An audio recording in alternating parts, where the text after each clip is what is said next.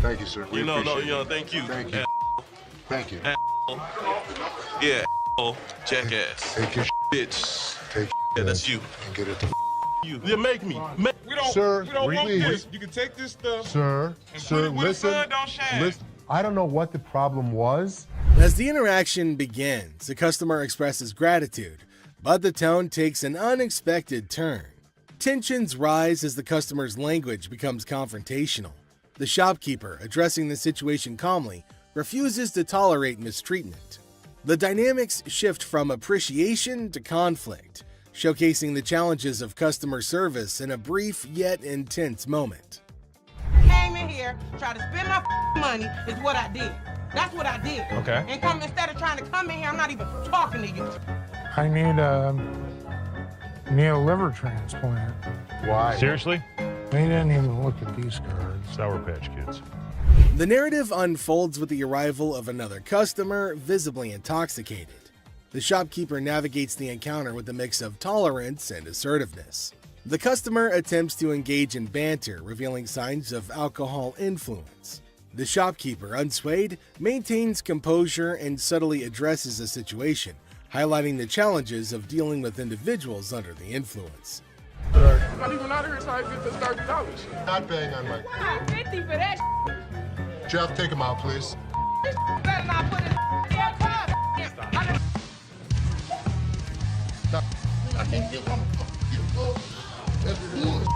In this segment, a discussion ensues about cards and a potential liver transplant. The shopkeeper encounters a situation where the customer's intentions are unclear. Misunderstandings arise, and the shopkeeper skillfully navigates the conversation. The dialogue touches on humorous elements while portraying the complexity of communication in a retail setting. What is it, ma'am? Is it? I don't know. You tell me. Man, come on, you the dude with the ponytail? The wife's racking my nuts on the telephone constantly. Got 2 earrings in your ear. Does it matter? Just take it off, put it with mine a little bit, let it get a little bit more weight to it, and go ahead and give me my money. Does that make sense? Right this way. Man, you can't come back. Damn this! Go out my way now! One of y'all touch me! I'll break this. I'm more than happy to go to the ends of the earth for you. When you come in like an ass, you be walked out like an ass. The scene takes a surprising turn as the atmosphere shifts. The shopkeeper reassures the customers that, despite challenges, the store is dedicated to going the extra mile for them. The encounter, starting with tension, concludes with an assurance of excellent service. This final part encapsulates the roller coaster of emotions within a brief time frame, showcasing the highs and lows of customer interactions. You need some help today? Man, how you doing, brother? What's the deal on this TV here? This TV right here is $400. $400? Yeah. I was in here 2 weeks ago, sold you this mother for $90. Now you gonna ask me $400 for it, man? In the electronics section of the store, a customer named Robert engages in a conversation about a TV with the store employee. The casual tone sets the stage for what seems like a routine interaction. The customer questions the TV's price, sparking a humorous recount of a previous encounter where he claims to have purchased the same TV for a lower price. Are you kidding me? So you're making a $310 profit off me? Bull, man. Can I help you? Who are you, man? I come in here 2 weeks ago, just like I told this. Do something with your hair, man. And then y'all gonna sell it for $400? You gonna make that much profit off me? As the dialogue unfolds, the customer expresses dissatisfaction with the marked up price, claiming the store will profit significantly from his purchase. A manager steps in, attempting to resolve the situation. Tensions rise as the customer questions the legitimacy of the price hike and demands a resolution, emphasizing the financial disparity between his purchase and the intended selling price.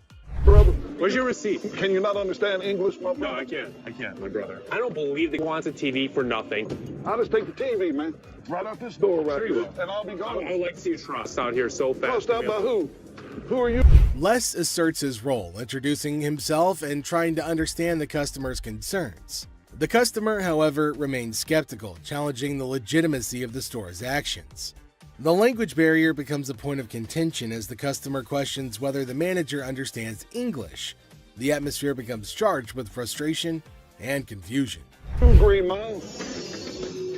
talking luck, and they're not going to be happy. I ain't going out the door, man. Y'all ain't gonna put me on no door, man. I ain't gonna know. The customer threatens to take the TV and leave without making a purchase. The manager issues a stern warning, asserting that any attempt to take the TV without completing the transaction will result in immediate removal from the store. The confrontation takes an assertive turn, with both parties standing their ground.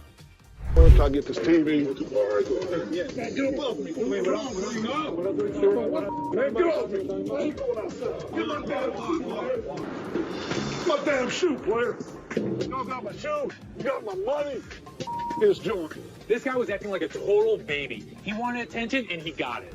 Despite the warnings, the customer decides to leave the store, expressing discontent with the entire experience. He accuses the store of mistreatment and vows never to return. The situation concludes with dramatic flair as the customer exits, leaving behind a sense of dissatisfaction and a promise never to return. Body slam!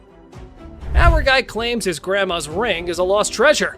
Well, that part's for Ashley to decide whether it's real or something that came out of a cereal box. How much are you looking for?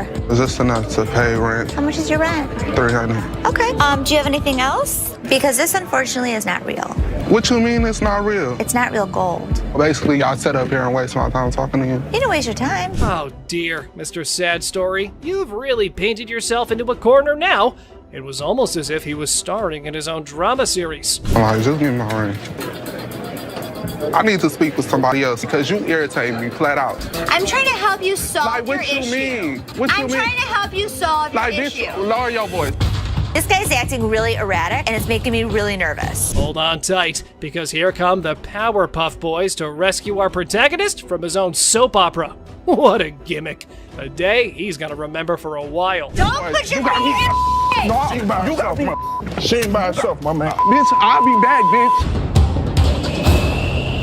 You're talking that now, get the hell out of here. He was lucky I have other things on my mind, or I would have beat him to a pulp. PlayStation. In a stunning twist, our lovable, larger-than-life customer walks into the pawn shop dreaming of snagging a PS3.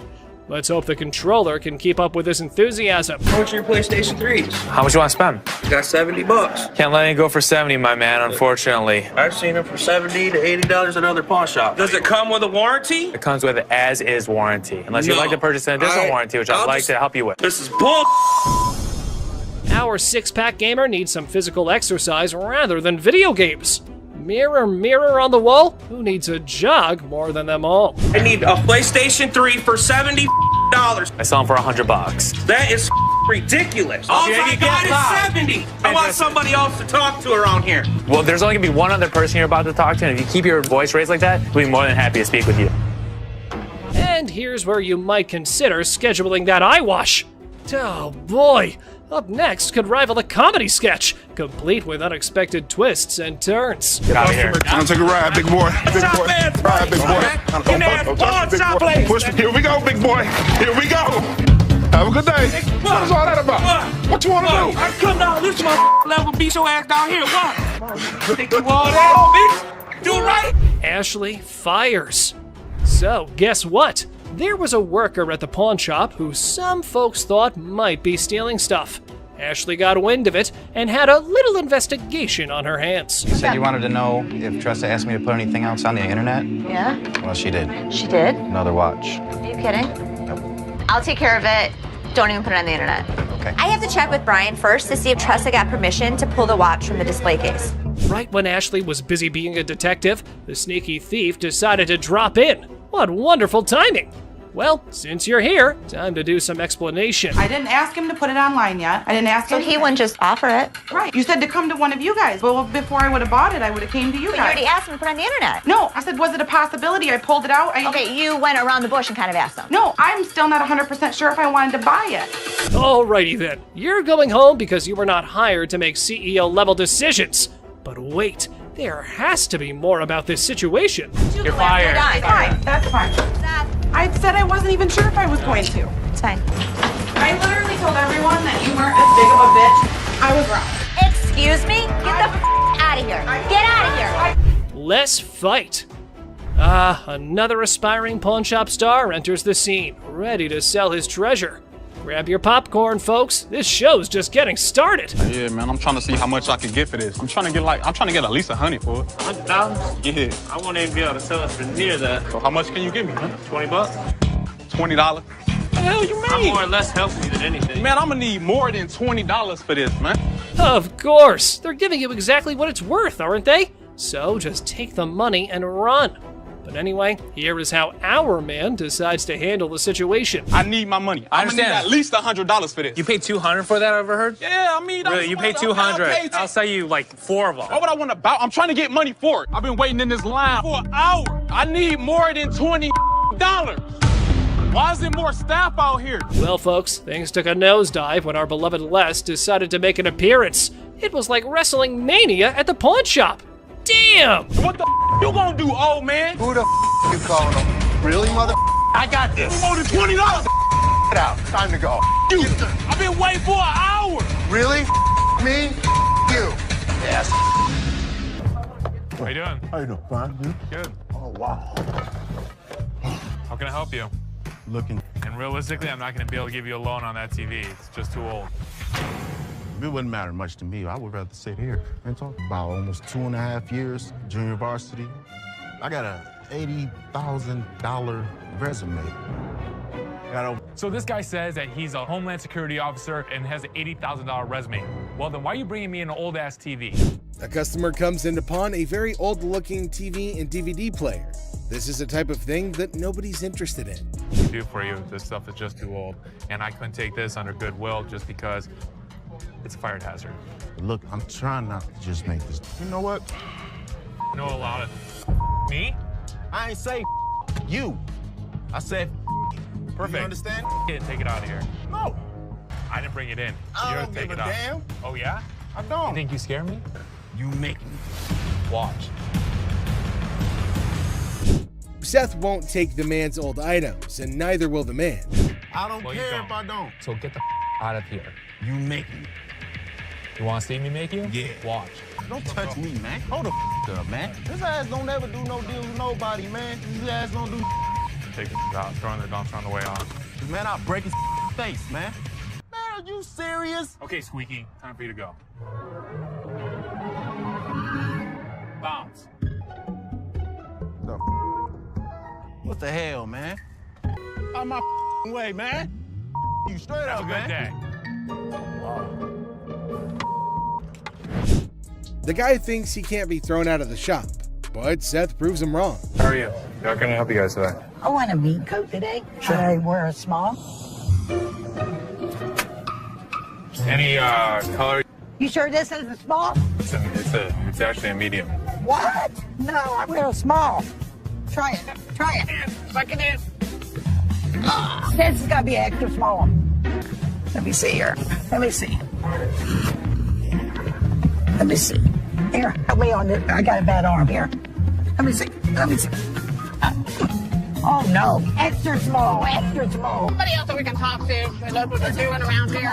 I know what I'm doing here. You're telling me you're small. This is a small coat. I want a small. I wear a damn. A woman wants to buy a coat, but she obviously doesn't know what size she wears. Here, try this one. This is the one. Okay, let me try it. Try Try it. it on. Yep. I didn't try anything. It's way too big for her. He tried me. Have a nice day, ladies. Then I want a jacket, Crystal. What are you gonna do? Escort to your car, make sure you No, I'm tired of this. I am not going nowhere. Oh, hell no. I ain't never coming back. Bye, Crystal. Have a nice day. Seth plays a little joke on the angry Karen and her friend just before he sends them out of the pawn shop. I need to get my stuff, my 2 TVs. I need your ID or the ticket. My what? ID or your ticket. I don't have no ticket or no ID. My stuff was stolen in Hey, was there an issue? My boyfriend found my TV. So he stole it from you? Yeah. So did you make a police report? I feel terrible for her, but I can't help her without her ticket. Look, I just want my You don't count on my window! Yes, I can. Count on my window! Really? Pound on you, baby. Get out of here. My I get my now. I'm not leaving out here Ashley has a heated confrontation with the Karen that couldn't have her way. Get out of here. Bye. I can't my no. I'm not leaving out here until I get my leave. I'm not scared to leave. Bye. I ain't scared to leave. Okay. Bye. See ya. No, Mama, calm down. See ya. We're not the police, but damn it, we're not your local psychologist neither. And you have a lovely day. God. Ashley makes sure the angry Karen leaves the pawn shop, but she doesn't do so quietly. Ma'am. I just bought this TV.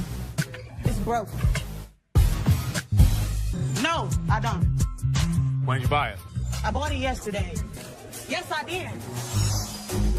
I need you to give me my money back. I don't know if you bought it from us. But you owe me for my DVD. Where's your receipt? I don't. Do I need to get loud? No. Why not? This woman starts trouble when Seth refuses to change her TV. Excuse me. Who do you think you are? I don't need your help on this one. Thank you. Mom. Oh my money back. Excuse me. Excuse me. Excuse me. What you do that for? Unreal. Anger management. She doesn't last long in the pawn shop, and she even broke the TV more for some reason. Someone in the comments section went all out and said how they thought the comics were not fake. They were just not worth anything. And I personally second that the woman low-key had goodwill and wanted to get rid of the comics. She never said they were masterpieces, so we can't exactly blame anyone here. She might have done it out of pure innocence, or maybe not. But Chum for sure had the ego boost in the form of a sexy lady buying all her stuff and pretending to be a professional at this while his coworker kept asking him to get an expert and get them checked for real value. And if you think $2,000 was a crazy ask, this next person has a book signed by none other than Shoeless Joe Jackson. Shoeless Joe Jackson was a legendary baseball player whose legacy is as captivating as his nickname.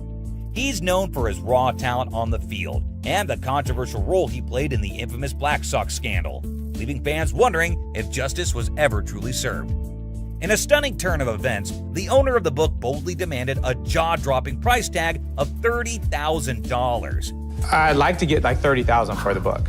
The audacity. But here's where things take an intriguing twist. Are you ready for a mind-blowing fact about Joe Jackson? Brace yourself. Despite his incredible talent on the baseball field, Shoeless Joe Jackson was actually illiterate. Well, he was illiterate. He could not read. His wife signed everything for him. Yes, you heard that right. The man couldn't read or write, which makes his signature all the more remarkable and enigmatic. It's as if his illiteracy adds an aura of mystery and intrigue to his autograph, making it a rare gem in the realm of sports. So this could really be an amazing signature. You will not find a rare autograph.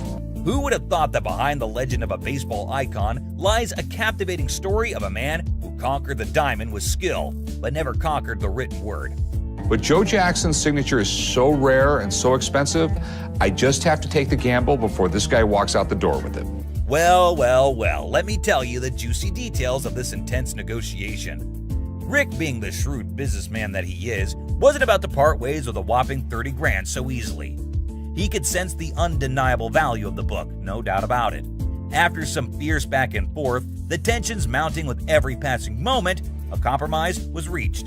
The dust settled and they agreed on a figure right smack in the middle, $13,000. I'll go $13,000. I won't go a penny more. Okay, let's do it. It was a triumph for Rick, a victory in his quest to strike a deal that satisfied both his business acumen and the book owner's desire for a fair price. But a once-in-a-lifetime piece like this, I think it's definitely worth the gamble. The thrill of the negotiation, the dance of the numbers, and the satisfaction of finding common ground. This is what the pawn business is all about. But wait, is it even worth it? What do the experts say about it? Is it yet again a costly blunder? This signature is real. This is by far one of the craziest things you brought to me. She did agree the sign looked real to her, but sadly it wasn't, since he was illiterate. The signature is very controversial, and Rick sent the draft to the consensus of the community for approval. What did they say? During our thorough examination that prevented us from certifying the autographs, which means it's fake, and Joe's first name has been erased and signed over the original. And obviously, Grandpa would be sarcastic at such times. Honestly, now more than ever. Great job. Talking about being sarcastic, Chummo, you're an the fury and indignation towards Chumlee were detectable as everyone could see through his frivolous spending habits. And the tension was so thick, you could cut it with a knife. A man bought a supposed Gibson mandolin and asked $3,000 for it. Now, it's very clear that such instruments need to be checked by an expert before purchase, not after. But I guess they'd be losing their minds once in a while. Chumlee's expert haggling skills paid off as he managed to secure the item for a mere $1,500, much to the surprise of both the seller and his colleagues at the pawn shop. 15 sounds fair. I can make a 15? profit. All right, that sounds good. I appreciate it. His ability to negotiate a great deal is unparalleled, making him a valuable asset to the team. But what does the expert say? Is it a jackpot or a lost cause? The decal, you can see where it was cut out with some scissors. Furthermore, he added this. This is something Gibson never even used. This is fake as hell, man. Well, obviously the people back at the office had some serious concerns about it. You paid $1,500 for this? You're gonna give me my $1,500 back one way or the other. I think this was the last option poor Chum had. I know this last bit is scripted, but it is so fun to watch Chum like that. Oh, I need some money. Oh, I need some money. Keep playing the blues, Chumley. Thanks, boss. You got to come up with $1,500, so you're going to be here for a while. From his, I believe this is the worst thing to do in pawn shop business.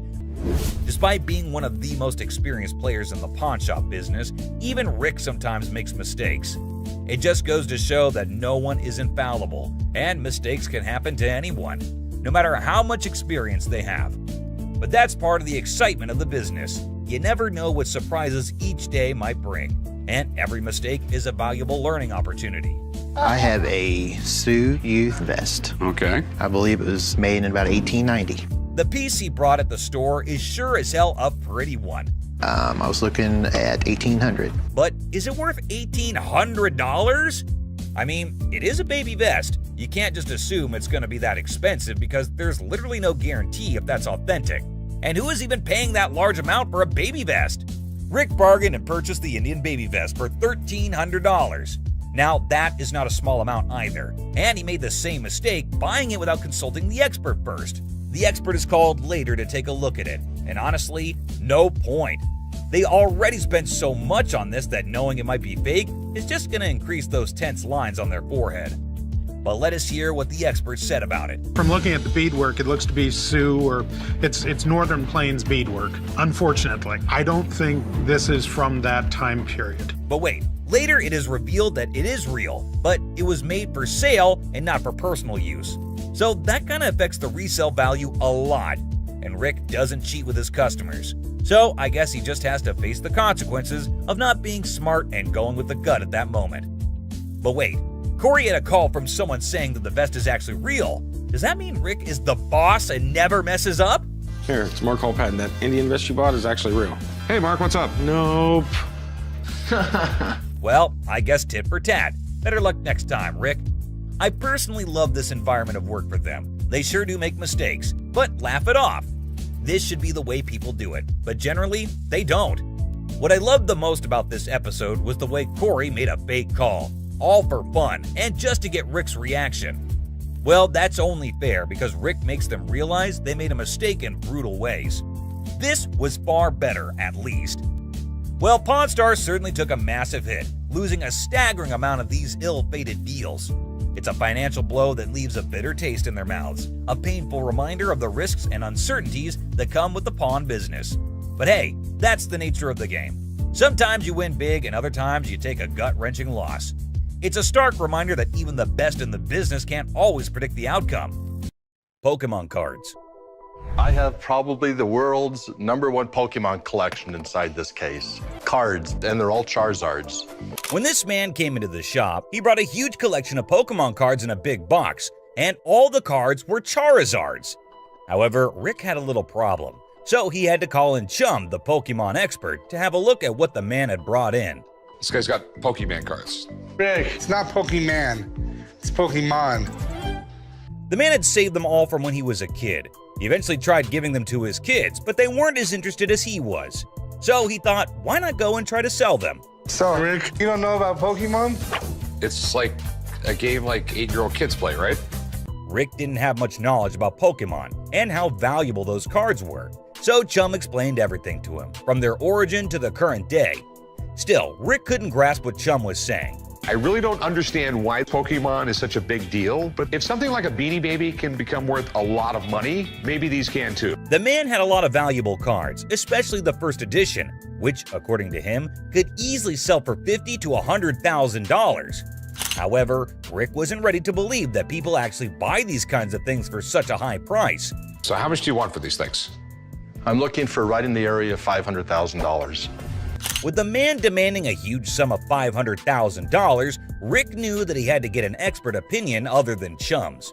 And he says they're worth $500,000, and it just doesn't make any sense to me. Well, there's a lot of cards here, Rick. After examining each and every card, the expert was sure that all these cards were genuine and the most valuable in the Pokeverse. According to him, Rick had 20% of the Pokemon market sitting on his counter with all those cards the man brought. I'm estimating anywhere from $380,000 to $390,000 for this collection. Really? So the seller might be a little disappointed with what the expert proposed, but it was still something Rick found very, very hard to believe even after the expert's opinion. My problem with these is if I go to sell them, I can't have any conversation about them because I know absolutely nothing. I don't even know what a Charizard does. Rick could not buy those cards no matter how much profit he saw on them, and Chum and the seller could not help but feel disappointed in him. I still don't know the difference between a Pokemon and a Charizard. Actually, Charizard is a Pokemon. Yeah. Mystery box of fun. Mystery box of fun. Yes, it is. What this man brought in was a mystery box of Funko Pop vinyl toys, which had both Batman and Joker inside it. These were the limited edition figurines offered at San Diego in 2013.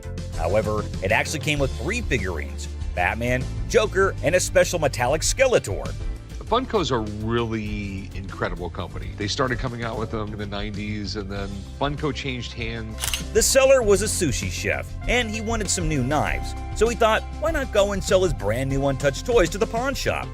Rick had to give him a history lesson on Funko, of course. You know, I was happy with these being a part of my collection, but then recently discovered that they might be worth something. Okay. The man was looking to get at least $3,000 out of the toys, so Rick had to call in the expert to determine their actual worth. What this was in 2013, and pretty much every year since, Funko has produced what they call the mystery box of fun. After examining all those figures and seeing that their condition was perfect, the expert was sure that these 3 toys were going to sell for good money. But how much exactly? Let's find out. What are they worth? The set being in nice condition and what they are, I think you'd have no problem getting $2,800 for the set. The negotiations went on, and the bag. Imagine this super funny video with a lady who's basically playing the I'm lost in a bag shop game at a crowded mall. So there's this awesome comedian pretending to be her, right? She strolls in like she just landed from Mars, completely clueless. Yeah, okay, I went to get my purse back to make my payment. Then, out of the blue, she locks eyes with a black bag, and boom! She's convinced it's her long-lost twin, with a mix of determination and total confusion. That's my purse right there. That one right there, the black one. So I want to know why it's out there. She marches over to the lady in charge, ready to solve the mystery of the twin bags.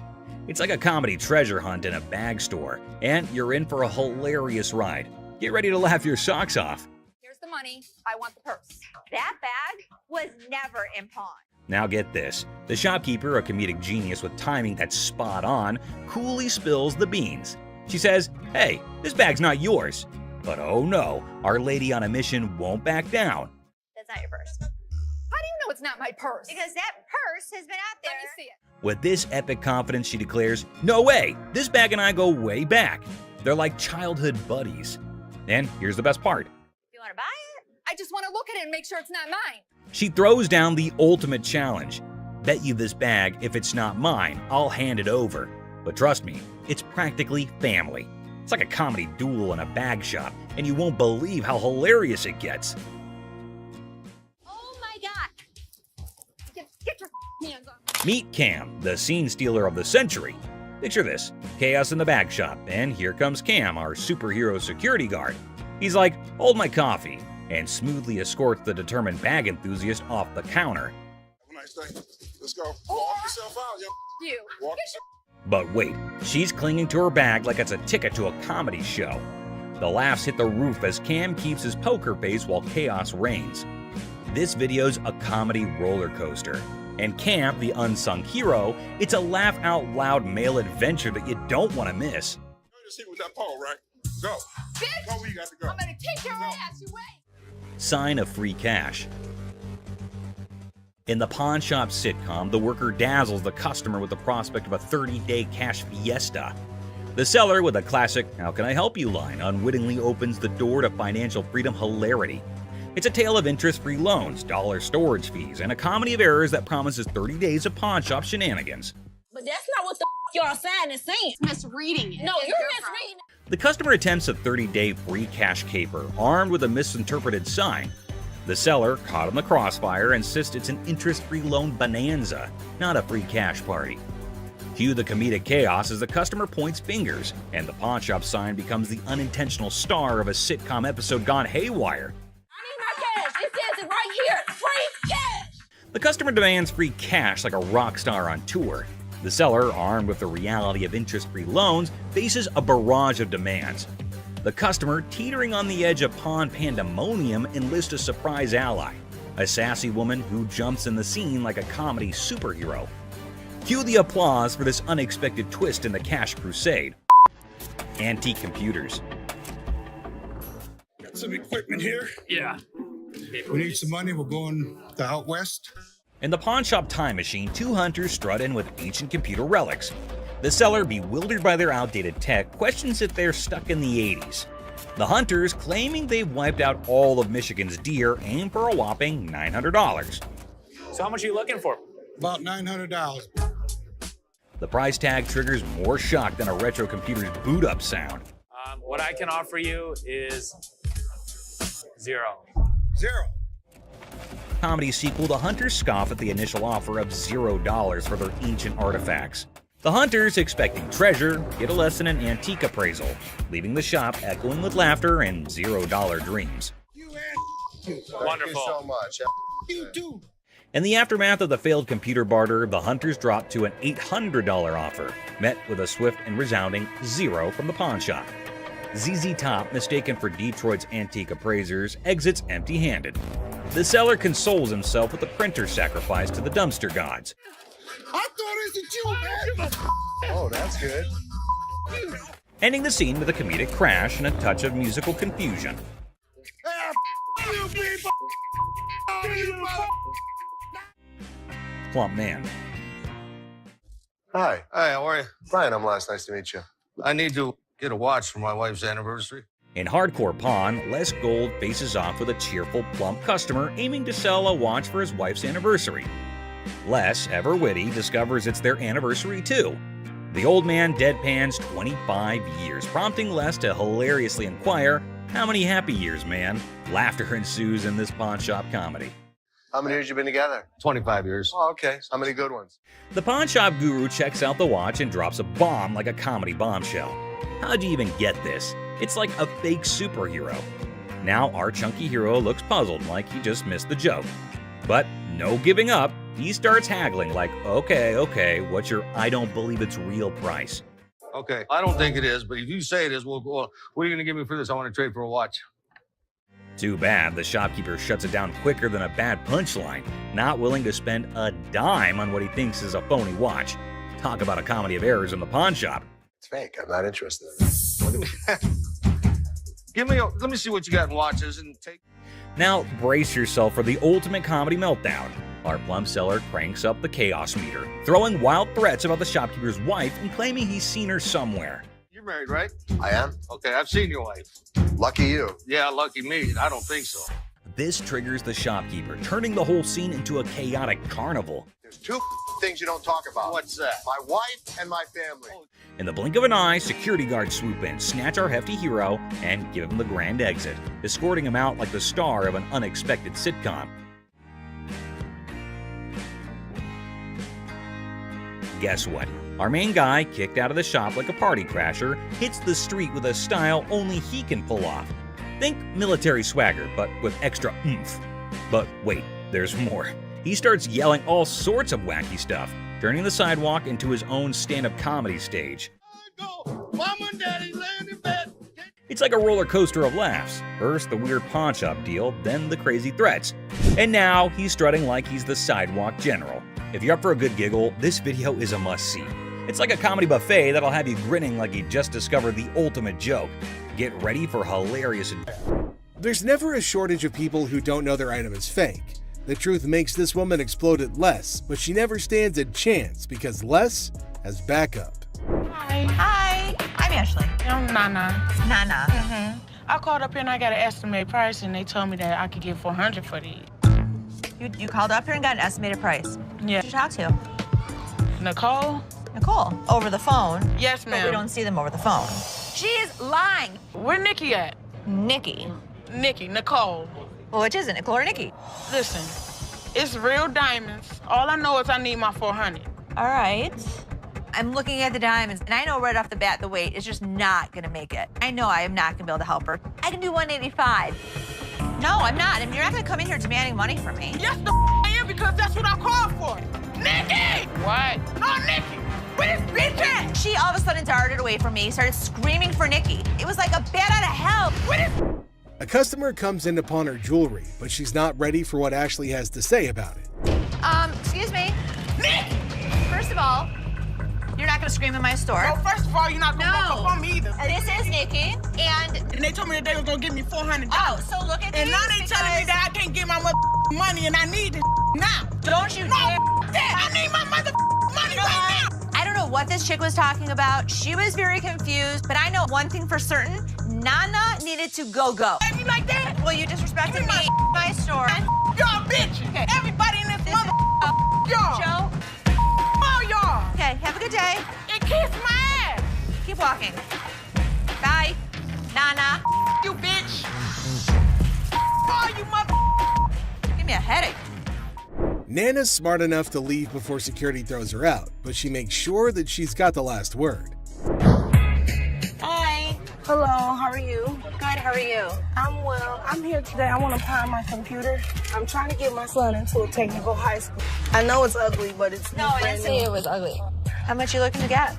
Like 175. Oh, that's not enough. I really wish you could give me like 150. Have you ever had it in pawn before? Yeah, I'm a gold card member. Get it for you for the same amount that you've had it in for. What was that? You consider the fact that I've been patronizing this business since '97? I really appreciate you're not giving me what I want. Well, I don't give everybody what they want. 7. Are you done? No, I'm not done. Okay. Do you want the 100? No, I don't. Okay, then goodbye. This customer walks in with a laptop and a price that just won't cut it. Ashley knows this one's gonna have to go. What do you mean goodbye? You can walk out the store. I can. But now am I gonna walk out? You will. Who's gonna make me?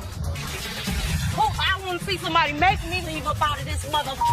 Not giving me what I want. Well, I don't give everybody what they want. 150. Well, if you had As something a patron that's been patron since '97. Are you done? No, I'm not done. I want to see somebody make me leave up out of this mother. Are you a lady or are you a child? I don't give a what I am. And don't think that you won't. Because all I gotta do is make a phone call. You know what? Get out. I'm not going out here. Get out. Me up. Don't touch me. Do not touch me. Get out of my store now. I've been patronizing this business since '97. You have an English degree, right? No, I don't. Y'all. Despite Ashley's efforts to help her, the woman goes ballistic. Felix, the security guard, escorts the woman out, but she doesn't go quietly. I was coming in to try and get like $1,500 for this. Okay. I'm trying to get my baby daddy out of jail, and I've been really trying to work things out with us. I love him dearly. I was his first phone call, you know, so that lets me know that he loves me. Huh? No, not $50. I want $1,500 I'm sorry, for I these. can't help you with that. I said. I don't care what you said. I said I want $1,500. I'm not giving you $1,500. $1,500. I am not giving you. To get my man out, okay? I want $1,500. What part of that you ain't understanding? You need a hug. No, don't give me no damn hug. Oh, you need a hug. I don't want no damn hug. Get off of me. Good day, baby. I don't want no hug from you. Sure. I don't want no hug from you. Kiss my ass. Gave her a hug. The woman comes in to trade baseball cards. However, the only thing she manages to do was initiate a shouting match with Ashley. This one is put out the door fast. How are you? I'm doing okay. What can I help you with? Either trying to get a loan on it or you guys can buy it. Trying to sell it for maybe like $150. It's $50. Then you know this costs way more than this. Okay, but I'm not going to pay you for the amount that you think it's worth because it's stained. This is not one of the newer ones. This is not this season. I know about purses. But you still willing to buy for $50 though. So if it wasn't worth, why would you even say $50? So they didn't say it wasn't worth. Can I talk to somebody else? Why do I have to talk to you? Because You I'm the disrespectful. manager. I'm disrespectful and you call me a pepperoni ass? Ugly ass bitch. You're not the owner. The owner is the other man. You must have. How you get here? You your way to the top. You. Customers are just shocked when they're told the real value of their item, but it does as the man goes for Les's throat. Good. What's up with this? Give me 1 second, sir. I'm just looking for a couple dollars, you know what I'm saying? To be honest, I don't think we're gonna take them, brother. You say what? We're not interested. Let me speak to somebody else back there. Go get somebody for me, dog. This made me act up. Yeah, what's going on, man? What's going on, cuz? I was trying to tell your man, let me get a couple dollars, you know what I'm saying? About 30, 40. You know? Yeah, I'm not interested. For real? For real. Man, I ain't trying to look out at all. And then you got cuz. You know it's outdated. You got this on that bum. Listen, don't be throwing the at me. You understand? You understand? There's no shortage of entitled customers who come into the store, and this next one easily fits the bill. I mean, what's up with that? Nothing. I'm calling you a scene, so. Y'all about to rush me or something? Here's a guy yelling at the front counter. He expects us to give him money on stuff that we couldn't. What's up with that? On that bum. Listen, don't be throwing the at me. You understand? You understand? Don't be ever throwing the at me. You understand that? You understand that, man? You understand that, dog? Y'all trying to gang up. You understand that, dog? Don't ever throw. All right. What up, though, cuz? I'm up here at this mother alone. Take your hands off my mother. With the customer starting a tantrum, Les finally speaks, and let's just say the others were nicer to the man-child than he was. Yo, y'all ain't over here anyway. I smack the out your ass. Don't even reach behind nowhere. Reach what? Nigga, if I got it, got it. Reaching, Jonah. Don't be killing my stuff. I don't care how old I am. I'm never told to beat your ass. American jury. What the is the loan at? Don't try to stare me down. All right. On what you gonna do? This guy was threatening me that he's coming back. Does he think we don't have security cameras? Does he think we don't know what his license plate number is? It'll be his worst day if he even thinks about doing anything bad to American jewelry. Tell him carry my shit out, man. I'm not taking it out. Try to step up like they were some players. They ain't even really in my ball game. I'm in for real. I'm up. This mother thought he was a badass. As you can see, I'm a badass. Les not only kicks him out, but also ensures the man stays out. If it were up to him, they'd probably ship the man to another state. My ring. You bring your butt out here and you assist me out. What the f you yelling I'm just saying, I want you to be able to hear me through this window. That's kind even. Give your slip, get your item, and get out, bro. But wait, there is a twist we all been waiting for from our protagonist. This ain't mine. This the wrong one right here. This is, I don't know who it is. It ain't mine. I mean, check this. Look, mine's brand new out the box. What is this? Yours. The minute he brought it in, we bagged it and labeled it. Oh man, why do they always have to threaten the old man when things can be sorted through negotiation? But anyway, here's the inevitable. Hey, get your hands up off me, big fella. Straight the up, boy. Get your hands off of me right now. I swear to God, if y'all don't give me my PlayStation, I'll call 30 goons up here right now. Call him. I'll call 30, 40 goons up here right now. Call him. Meet my lawyer. A woman storms into the pawn shop, swearing their diamond earring and turning her ear green. And guess who's with her? A lawyer, no less. I look at his earring that he says is turning his ear green, and it's a fake diamond with a fake metal. This is not the correct earring for the receipt. I got my lawyer with me. This is wrong. Oh dear, Miss Drama, it's not that simple. Your slip doesn't quite match the description, so getting that refund might be trickier than you thought. Would you like to meet my attorney? I want my money. My attorney will escort you out. You better not put his hand on me. Then you better turn around with your 2 legs and walk out yourself. I'm not walking nowhere. Want to bet? Well, lady, it was time for you and your mannequin of a lawyer to walk out the store.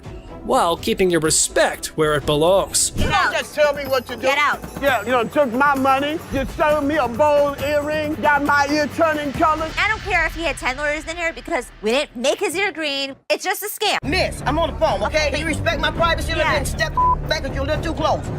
They give me a time for. Oh, man! Man, why you break that, man? I did not drop it on accident, man. I didn't break it. I thought it was you, man. Oh, that's good. Now you shouldn't have that. Where's Nikki? The lady has arrived at the pawn shop saying one of the workers valued her earrings, and now she's just demanding the estimated price. What a mind wreck, I gotta say.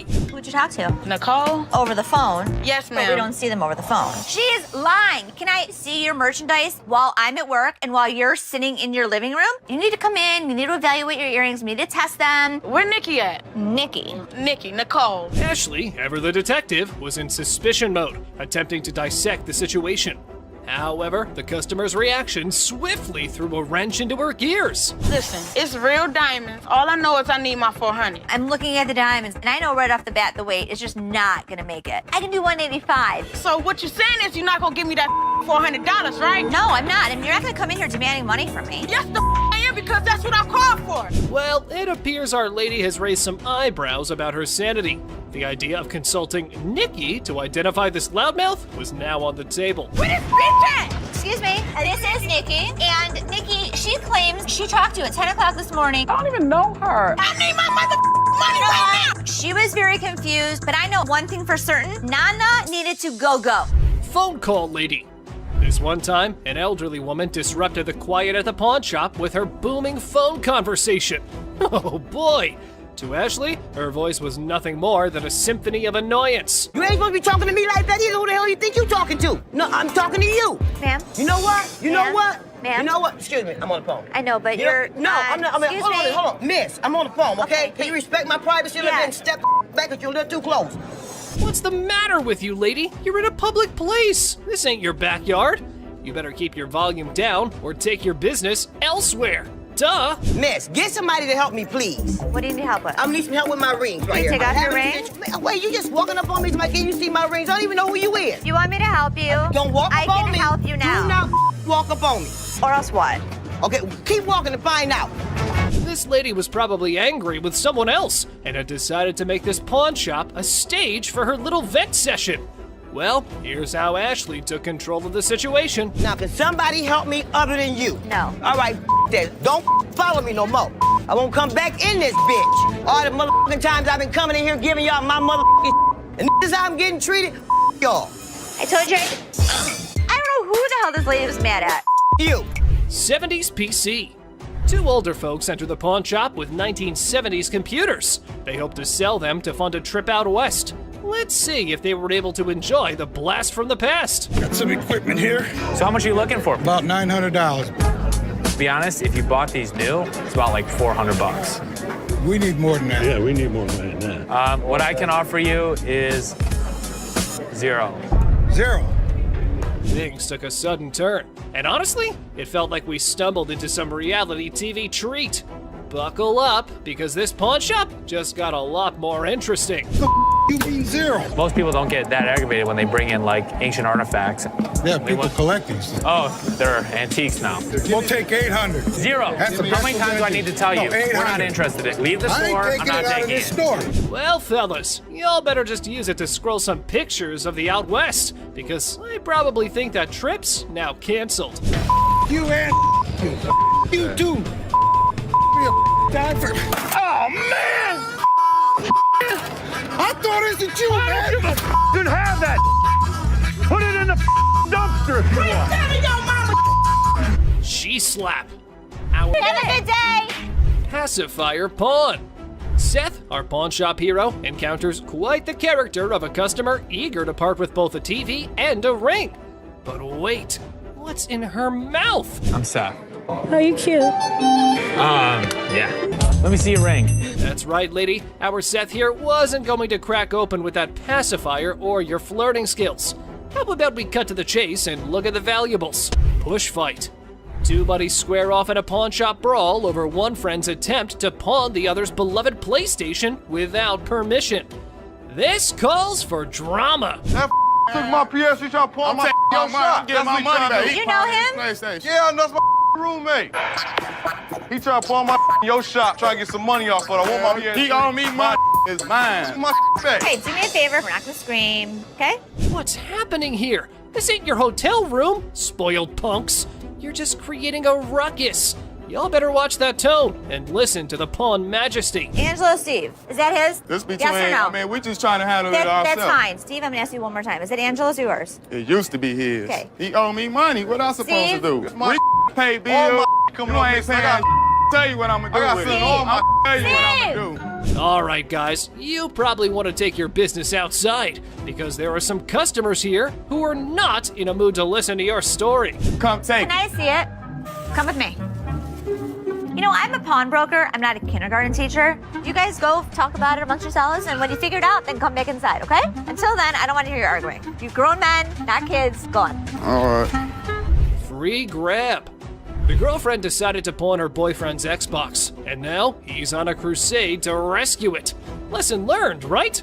Pawning is such a brilliant way to solve everything. My girlfriend, she came up here and she got rid of my Xbox 360 and I came up here to get it back. Okay, here's the ticket. No. I can tell you her name and you can just give me my I 360. can't give you any information about somebody else's account. You just need to give me my stuff. But our man here forgot that this store needs a police report for such incidents. So how about you keep your volume down, gamer? Instead, this is what he does. Can I just have my... We can sell you another one. Well, let me just look for one that I want to grab. Okay, you go that way. Wait, right what here. 360 there, bro? And I'll sell you one. Stop right here. No, ain't no And I'll selling. sell you one for $200. No, I can grab one for free. Excuse me? Yeah, you can heard. do what? What in the world was this dude thinking? He was running around like it was a jogging park. But hold on to your seats. Big Joe was here for a run too. Hey! Get out of here. Get the out. Now. All right, Don't ever step back my You gonna make me move? Get out of my face. My store. Bye. My dad truly believed that this glass could be something. Space for years. Okay, I'm not. $4 grand? $4 grand, that's probably my... From a killer ride to something straight out of Star Trek.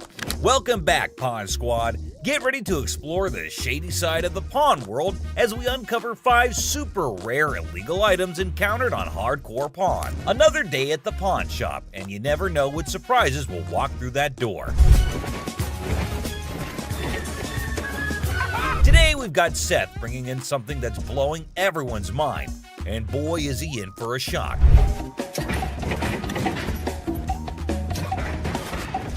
Our friend Penny rolls in with a rare 83 T-top Cutlass, lowrider frames, and a fully customized beauty. Whoa, whoa, whoa! This is the stuff dreams are made of. These babies are like finding a needle in a haystack these days, and you can see Seth's eyes light up with excitement. Easy there, Seth, don't get too carried away. We see all types of old cars come through the store. Does it do the 4-wheel hop? It could if you wanted it to. This amazing car is decked out with 4 switches and can hop up to 72 inches in the front. And guess what? If you're up for it, it can even do a 4-wheel hop. Talk about a versatile ride. If you wanted to, sure. It's equipped to. But it's very rare we see a tricked out car that actually jumps off the ground. This car is the real deal, folks. It's got all the bells and whistles you could imagine. How often do you come across a fully equipped ride like this? Seth can't help but admit that it's incredibly rare to see a car that's not only fully customized, but can also jump off the ground. He can't resist showing off, telling us about the car's 4 hydraulic pumps and a whopping 14 deep cycle batteries. More batteries mean more power, right? Seth and his buddy can't resist the temptation to hop in and experience it firsthand. And let me tell you, they are having a blast.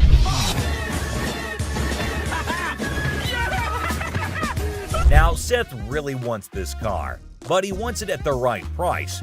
Penny, on the other hand, is hoping to fetch $12,000 for it. Will Seth bite the bullet and make the deal? Well, here's the twist. How about $4 grand? Seth is only willing to dish out $4 grand for it. Whoa, talk about a huge drop.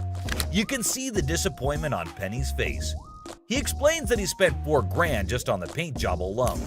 After some negotiation, Penny agrees to settle for $10,000. But Seth tries to push it further, offering $7,000. You know he wants it. It's very rare we see a tricked out car that actually jumps off the... Penny, being the wise guy he is, doesn't take the deal. In the end, they part ways on good terms. Well, folks, let's hope Penny finds another buyer who's willing to meet his price for this fully customized car. It's always a thrill to see unique items like this in the pawn shop. And who knows what will come through those doors next. Stay tuned for more pawn shop adventures. But here comes another gem-filled day at Les's pawn shop. It's a waste of time, Dad. You'll see. We have a woman who's brought in some stones she discovered at her late grandmother's house. Her goal? To gather enough cash to cover her dear grandma's funeral expenses. Poor thing, she's not quite sure about the value of these stones and is expecting to receive a modest sum for them. Younger. How much did you want for these? Anything would help, like $50 or $100. Enter Ashley, who wants to assist but has serious doubts about the authenticity of these gems. On the other hand, Les is a big softy who sees potential in these stones and wants to help the woman out. What? It's a waste of time. This could be custom jewelry. Yeah, it could be, but I think some of these are... Now, Ashley isn't on board with Les's plan. Talk about family drama. She's doing her best to convince Les that this is a complete waste of time. But Les has something up his sleeve. He's arranged for a gem expert to come in and assess whether the stones are genuine or not. And let me tell you, what unfolds next is nothing short of astonishing. Brace yourselves, folks. Holy... Oh my God. These stones turn out to be the real deal. Crystal's life is about to take a major turn. All the stones, except for one, turn out to be plain old glass. But that one stone, oh boy, it's a game changer. It's a rare Burmese ruby worth a whopping $10,000. Les's hunch was spot on, and boy does it pay off. So we'll be able to give you $10,000. Crystal can hardly believe her luck. She's ecstatic and still pinching herself to make sure it's real. And you know what? Les deserves a round of applause for his intuition and faith in those stones. Well done, Les. It just goes to show that sometimes you can stumble upon hidden treasures in the most unexpected places. Crystal's journey from uncertainty to a life-changing discovery is a testament to the unpredictable nature of the pawn shop world. Who knows what other surprises await us in the future? Stay tuned, folks, because the adventure at Les's pawn shop is far from over. Hold on to your seats because this next guy is about to unleash some of the rarest goodies on the market. 5, 6. Brace yourselves, space geeks, because this is gonna blow your mind.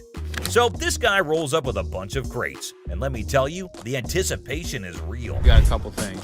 I have some Star Trek things, and I also have things from NASA. He's got some seriously cool stuff from the Star Trek universe, and even NASA. I mean, come on, that's pretty awesome.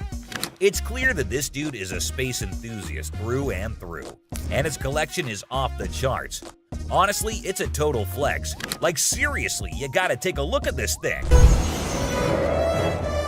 This is all the kind of stuff that you're into. Now, here's the kicker. Ashley confesses that she and her brother aren't exactly die-hard Star Trek fans. But guess what? Every time they get anything Star Trek related in their shop, it flies off the shelves. I'm not a Trekkie girl, my brother's not a Trekkie guy, but when we get Star Trek stuff in here, it flies off. Talk about a lucky break, huh? This guy managed to gather all these valuable items from various Star Trek conventions across the country, thanks to his gig as a truck driver. Talk about dedication to the cause. But wait, it gets even better. He pulls out this kit from Paramount Studios, which is a seriously impressive piece in his collection. To give to radio station to run ads for the show. And it's an authentic set that was sent to a TV executive when Deep Space Nine first hit the screens. Now that's some next level stuff right there. You can't help but appreciate the sheer coolness of it all. Here's the catch though. All this awesomeness comes at a price, and Seth, our shop owner, is taken aback by the asking price. This was $1,000? Yes. Wow. $1,000? Yes. Why? Why is that so Because much? it's custom built and it all lights up and works.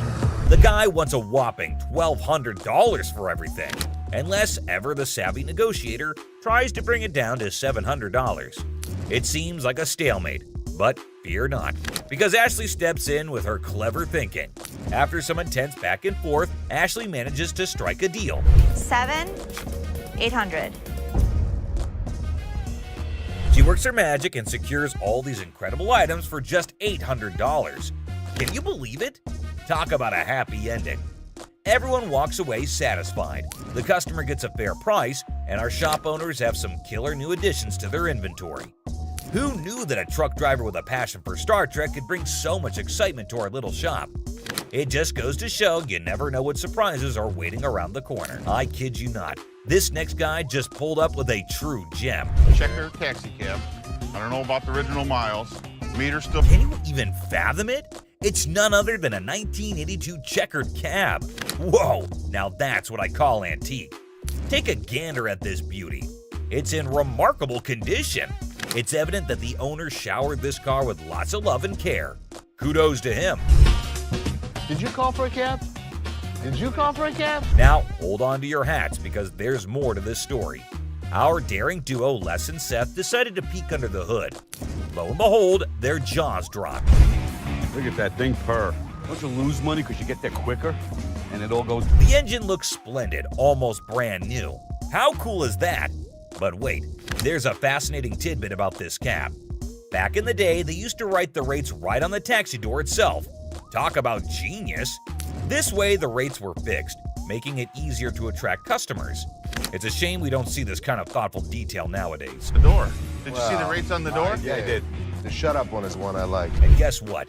This car enthusiast doesn't just have one of these incredible cabs, but a whopping total of 4. 4, my friends! And out of all his prized possessions, he decided to part ways with one and sell it to this very pawn shop. As long as the price is right and it's in good condition, we can make a profit. Boy, oh boy, Les and Seth should count their lucky stars. Now brace yourselves for the asking price. This customer is seeking a jaw-dropping $10,000. Can you believe it? Les, being the inquisitive one, questions the reason behind such a hefty sum for what seems to be a mere antique car. Sensibly, Seth suggests that the customer take the car for a spin, just to ensure everything is running smoothly. Perhaps then they'll be able to negotiate a fair price. Good thinking, Seth.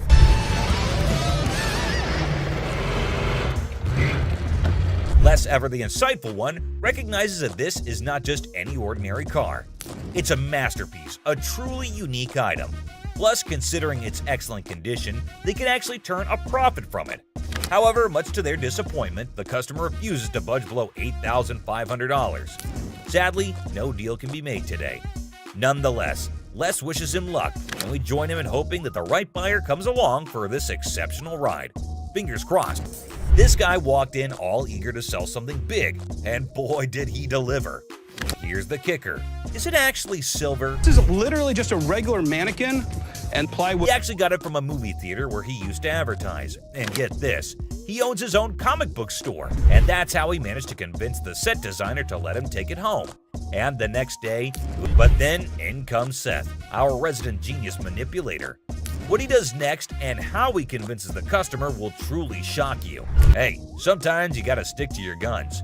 Well, after giving it some serious thought, the customer ultimately did decide this. It's a pleasure. We're gonna go surfing on home. See you later. And walked away from the deal. But wait, there's more. They can all happily move forward. It's smooth sailing from here on out. And that concludes our thrilling journey through 5 super rare illegal items on Hardcore Pawn. This guy, I kid you not, strolls in without a single thing in his hands. The suspense is killing me. What on earth could he be after? Brace yourselves, because this one's about to blow your mind. So a guy comes in asking to tattoo their logo and get paid for it? Now, I won't sugarcoat it. This idea might come off as a tad bit idiotic, but hey, different strokes for different folks, am I right? I don't think that this guy was thinking through this. My dad wouldn't get it done, so why the f would this guy get it done? Guess what? Ashley ain't exactly blown away by this whole thing and finds it pretty dumb if you ask me. Just when you start thinking he's all about giving props to the shop, it turns out he couldn't care less. You got any tattoos underneath? Holy moly. This dude means serious business, I tell you. Brace yourself for the mind-boggling price he's demanding for that tattoo. Well, I'm looking in the range for about $1,000. $1,000. Yes. He is so crazy for that. Now we're in a bit of a pickle trying to figure out who the real idiot is, him or Les.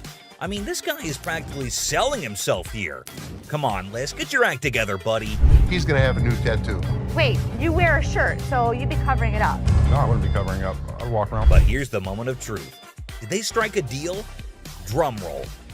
Nope, not a chance. This dude wasn't willing to budge below $500 for the tattoo, which kind of makes sense, I guess.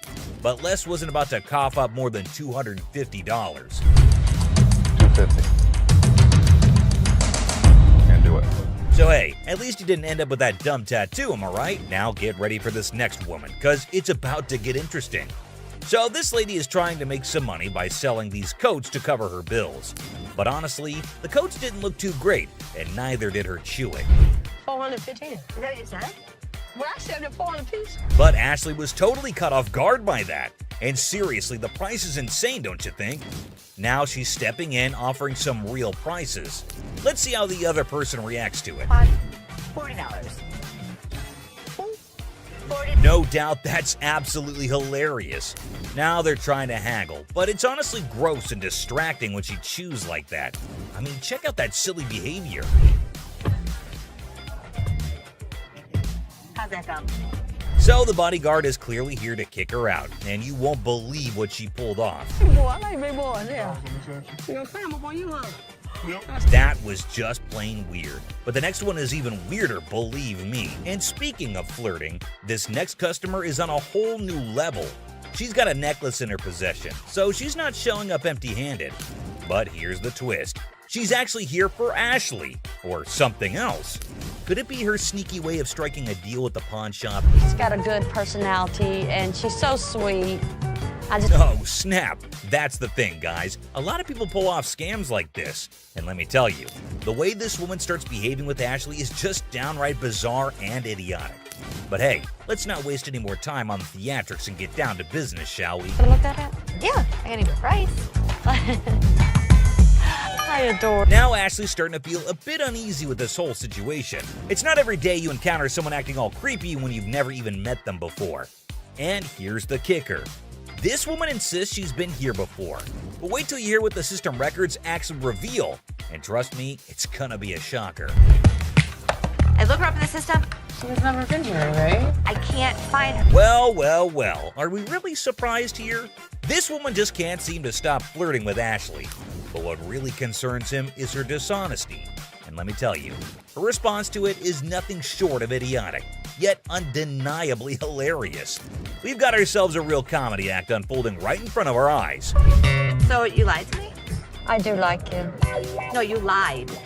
Now, I can't help but wonder if she was just playing her cards to seal the deal, or if she genuinely had a thing for Ashley.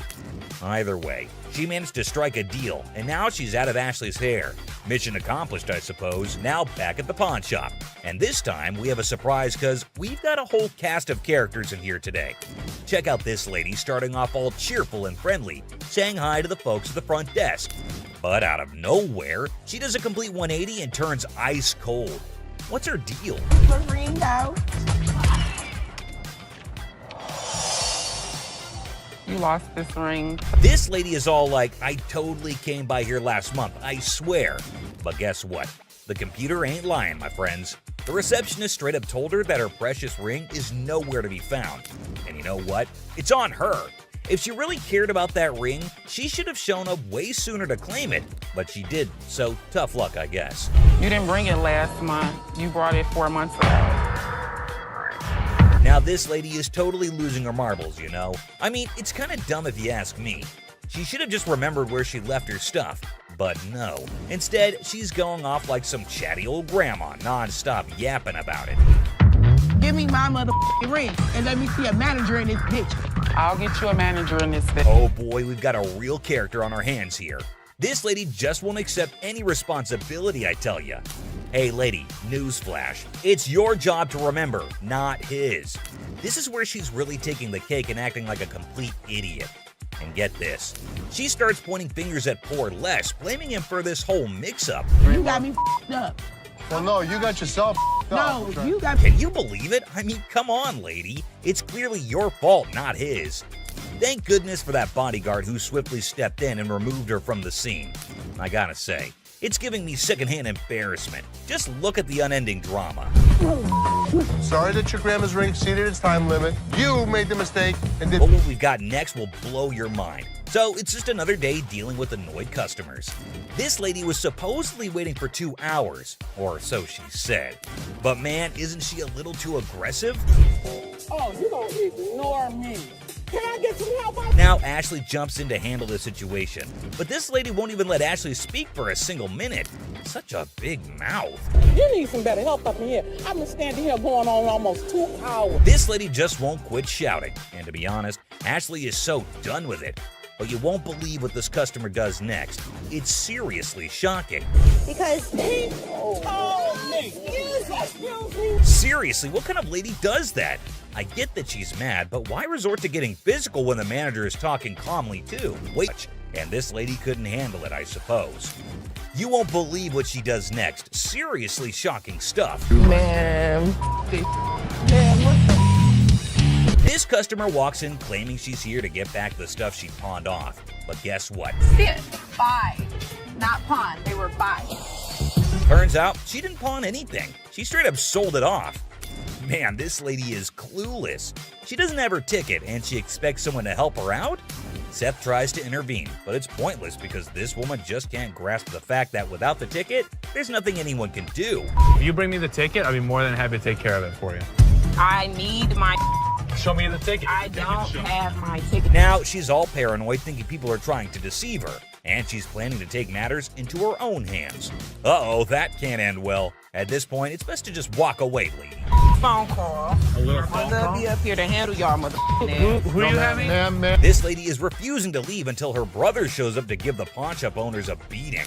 How messed up is that? Seriously, this woman needs to just shut up. Better be ready. For what? Because my brother's gonna ready come up here and to handle do me. what? And there you have it, ladies and gentlemen. These were just a few of the characters who made it onto our Idiot of the Day list. Customer flirting. Imagine you're ready to pawn that chain, right? How about using your charm to score a sweeter deal? Remember Ashley? She had a customer smitten with a better offer. You're the first person I met when I first come here to this pawn shop. Yesterday, I come up here and I got my chain out. Now I got to pawn it again. Well, how much you have it in pawn for before? Oh, I had it on 120. I was going to pawn it for 200. Do you want to take a look at it? Yeah. Just wait, my friend. What's the plan here? You and Ashley? Do you like BFFs? Now, from where this unconditional love stems, suspicion might be knocking at your door. I can't find her name in the system. You sure can keep a woman waiting. Well, here's the thing. I don't even see you in my system. So you lied to me? I do like you. No, you lied. I adore you. I appreciate would not that. lie to you. Whoa, that confession strategy is next level. But hey, reality's the ultimate plot twist, right? Plans in our heads versus the real-time remix don't always sync up. How much did you get on this? I get last time 120. Okay. I'll give you 130. Okay. All right, step on over. I think I've got a customer for life. It's good to see you. Nice to see you. 700 cockroaches. No shiny metal, no problem. Time for a quirky twist. Snag those cockroaches and hit the pawn spot down the alley. Who knew creepy crawlies could be the new currency? Hold the phone, folks. His eerie charm's catching on. They are Madagascar hissing cockroaches. Oh! Ew! Ew! Ew! Ew! Did you want to see one? No! Close it! Yeah, those gross goodies. He's got his sneaky secrets for that oddball offering. I was using them to feed my Savannah monitors. That is disgusting. How many do you have? If you pick one of these up, they're actually heavy because there's so many of them in there. I really do believe you. Seriously, bro, we're talking a buck a pop. Those things are tough to sell, even as giveaways. It's like offering a lifetime supply of, well, nope. You better take them back home. I wish I had somebody that needed them. Thank you very much. I'm sorry. I bought living creatures in the past. Cockroaches isn't in our repertoire, but the best thing about it, the look on Ashley's face, priceless. That was gross. Chicken Man. Alrighty, folks, we've got the Rocket Man on our radar. But hold on to your feathers, because here comes the Chicken Man on a mystery hunt while eating chicken in the pawn shop. That's ironic. You hungry? No, not that. this. I got this for free. I work there, you know what I'm Oh, saying? do you? Yeah, let me show you. Feel free to lay your chicken on the counter. All right, look, this is what I do. I say I got chicken and finger sucking. Come for a plucking. Looks like we've cracked the age-old riddle. Why'd the chicken cross the road? Well, to get a pawn shop watch, of course. But hey, buddy, you're not pulling a poultry prank now, are you? He's eating chicken while he's talking to me. Oh, all right, look, let me see if I can get it right there. You're spitting chicken on the counter. That's for you, man. Can I see that right there? Sure. You see it? How much this cost? $1,200. $1,200. Check out Mr. Chicken over here. He's likely on a goof-off mission. However, Seth seems to be pretty annoyed. Oh, here's how he neutralized the chicken threat. Are you seriously gonna buy something, or are you just... You ain't even let me see. Dude, now you're bothering me. In a second, Byron's about to choke a chicken. Oh, choke a chicken? He's about to. All right, look. Make a deal. Byron, want a piece of chicken? You touching chicken? Come on, man, let's go. Man, you know what? You ain't got to touch me. Angry mom. Sell that, mate. $45. This chat game with Seth could ruffle more scratches than a ticklish itch. So I can get you $45. Needs a masterclass in manners. Let's dial up an apology for his bad language. Minute paint. Take a disrespecting Ashley. This man is on the hunt through the shop, spotting a bed cum table. He's got a plan for some store-wide spotlight drama. Look what he has to say. This is a sex table, baby, right? Kicked in the face. Disrespecting my daughter like that? Striking a nerve on a calm day. You go, Les. Sometimes has things on it. Why is it so freaking dirty, man? Because it's used. That's why it's $397.77. Really? Well, I only got $200. What's the dilemma here, man? Buying a used sofa at a pawn store and expecting showroom shine? Your brain might not function properly to have such an expectation, sir. Let me try this out, man. I'll tell you what, my shoes are cleaner than this couch. Then don't buy it. Make me a deal. I got cash in my pocket, man. Wow, Come on, man. $200. Come on. Did you catch the words he just uttered? Mr. Couch is clueless about the league he's stepping into. Time for him to gear up because less is on the horizon. Okay, it's time to go. Come on, man. Come on. Here we go. Yeah, come on, man. Here, come yeah, on. man. Come on. Right. Don't make my. Come on, man. This is how we do it in the D. Yeah. Walk out. Walk out, my man. Deal with the devil. Here's a spooky one. This might not be your... To meet somebody that's older than my dad. So how can I help you today? I want to get rid of this gold. I don't want gold. I want money. I think he's crazy. But interesting fact, people, this time around, you don't have to give your soul in return, but some cash, and the devil's good to go. Here's what happened next. This guy might take the cake for the weirdest guy that has ever walked through the store. How much you want? Tell me what you give me. I could have gotten $650 for this stuff. Can't do it. Maybe $650. Les hasn't ever made a deal with the devil. But this time around, he's willing to crack this one, being ready to outwit even the marked trickster. You want $610? I take $650. I can't give it to you.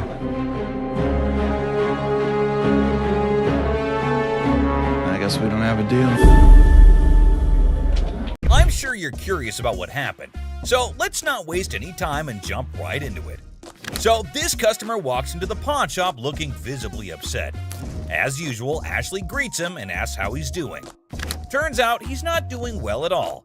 Here's the reason why. I'm not doing so good. No? My grandma just passed. I'm sorry. I was like, It's really sad to hear about it. Now, he brings along I look like fun in my TV.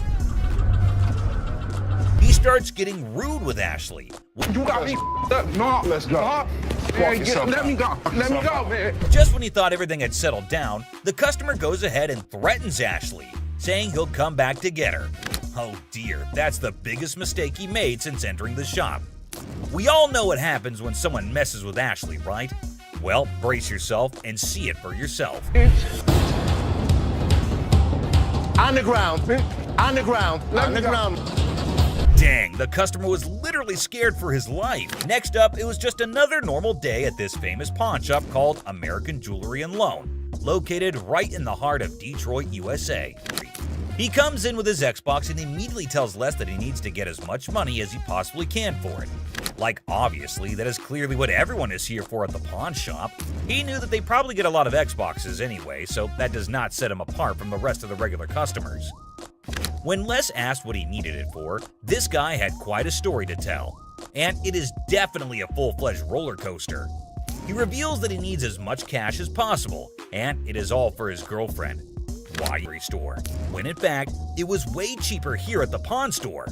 Clearly, he did not understand the concept of it.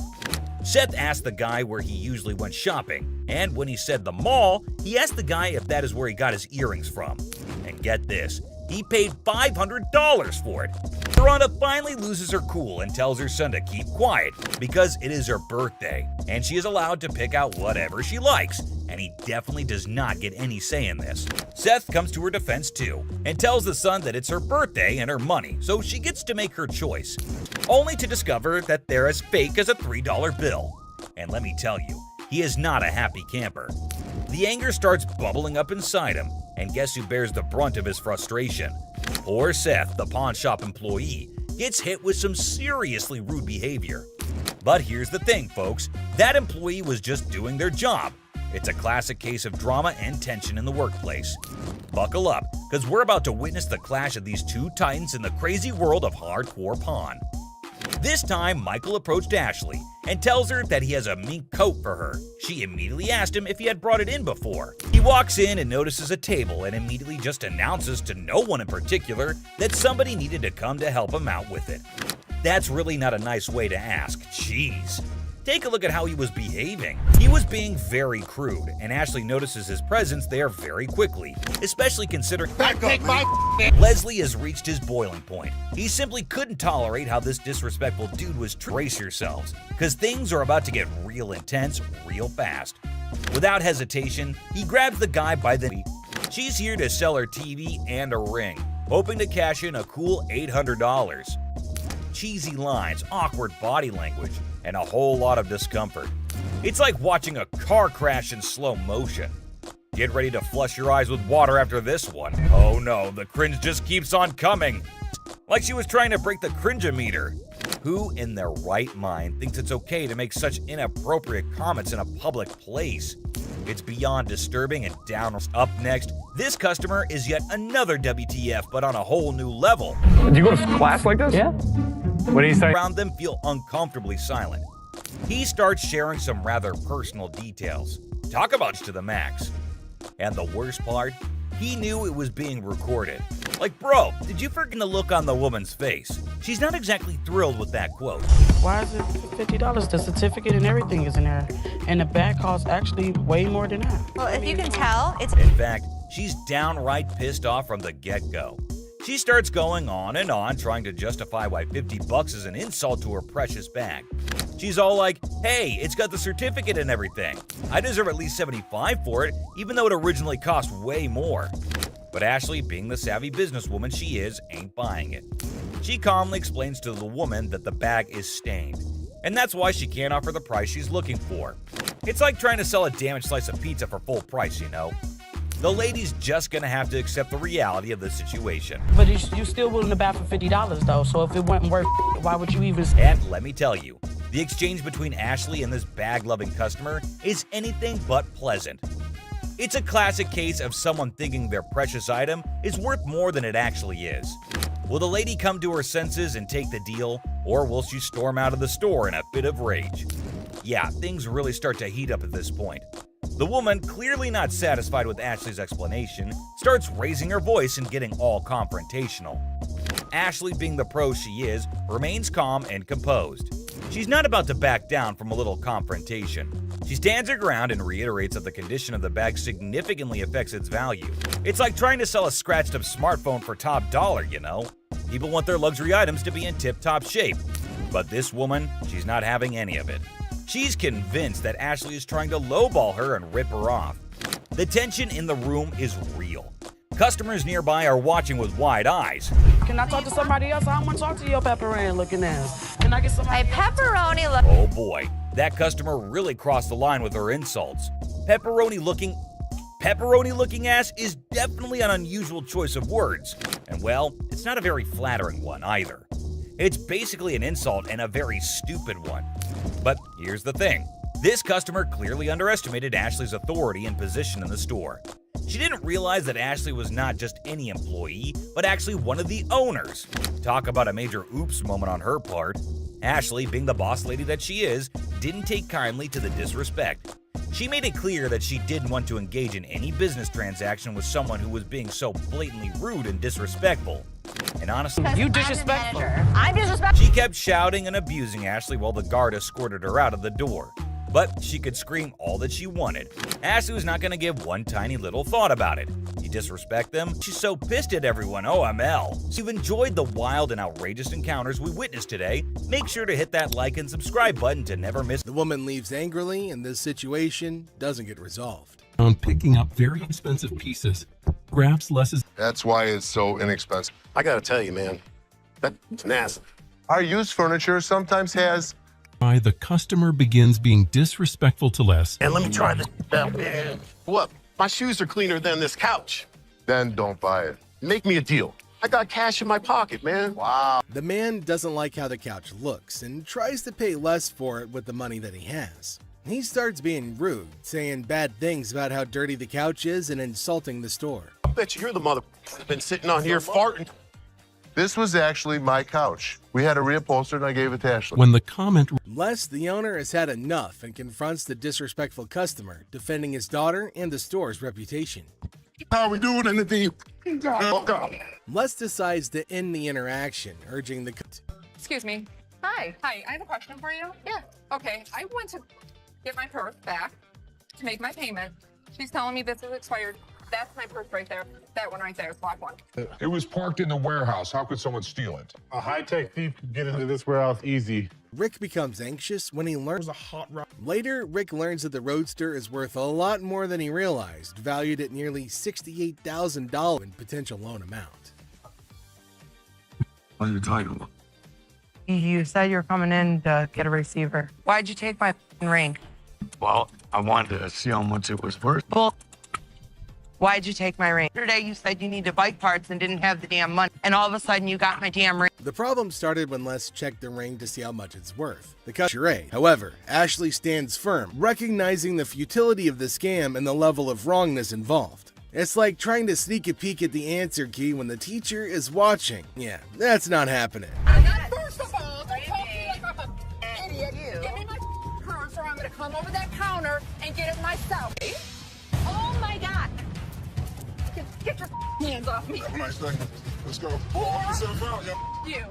With a swift resolution to this failed escapade, the girl finds herself unceremoniously escorted out of the store. Lesson learned. Ashley's scam radar is always on, and jumping over counters won't get you far in this pawn-filled drama. Enter the family feud. Ashley drops the bomb on her brother Seth, calling him a hypocrite. But why? Well, he casually throws around $880 for a painting, while Ashley, according to her, can't even snag a deal for $30. Sibling dynamics at their finest. So instead of working, you're watching me. I was out there, and you bought something for $880 when you gave me such crap about that. The plot thickens as Ashley confronts Seth about the apparent double standards. She probes into the intricacies of spending $880, questioning how bad it could be. Seth, in classic sibling fashion, argues that his purchases are all about resale value, a concept he conveniently forgets when it comes to Ashley's shopping habits. According to him, he's the revenue guru. You are just a hypocrite. She was just being ridiculous. I just wanted her to stop talking. Ash, what do you want from me? Apologize to me. Apologize? Apologize because you're such a hypocrite. You know what, Ash? I'm sorry. There's two guys out here that are saying they were scammed out of their laptops, and that whoever did it is working with one of our guys. You want to come out and talk to him? All right. Thank you. Y'all sign the scene, bitch. It says I get free cash for 30 days in this month. You're not getting no free cash. Where does it say that? Who told you we're getting that? You didn't. I'm not talking to you. I need my cash. I need my cash. It says it right here. Free cash. Oh, and to make matters worse, she started shouting at her. Everyone around started looking at her, wondering what the hell was going on. Seth and Les get a little furious as everybody's just standing around trying to figure out what's going on. She started bullying her, but the lady tried to explain to her again that she misunderstood the agreement and they're not just gonna give her free cash. But this lady's just not listening to anybody. Well, Seth then enters, so who knows what's gonna happen now. I brought my friend with me. If you get a loan and you refer a friend, you can get 30 days, interest free. That doesn't mean we're just gonna hand you cash. What do you have to pawn? Come on now, you don't have to go. Don't screaming, can you read? Read what it says. I can read. I can read. People was waiting to get Les entered and asked her whether she read the whole document or not, and she was not listening and constantly arguing and pointing to them as if they had done something wrong. Meanwhile, other women decided to intrude, and oh my god, it's gonna be funny. Looks like they've all decided to have a fight in the pawn shop. Wonder how that's all gonna end. And it looks like Les is gonna join in too. The other woman that just jumps in the middle.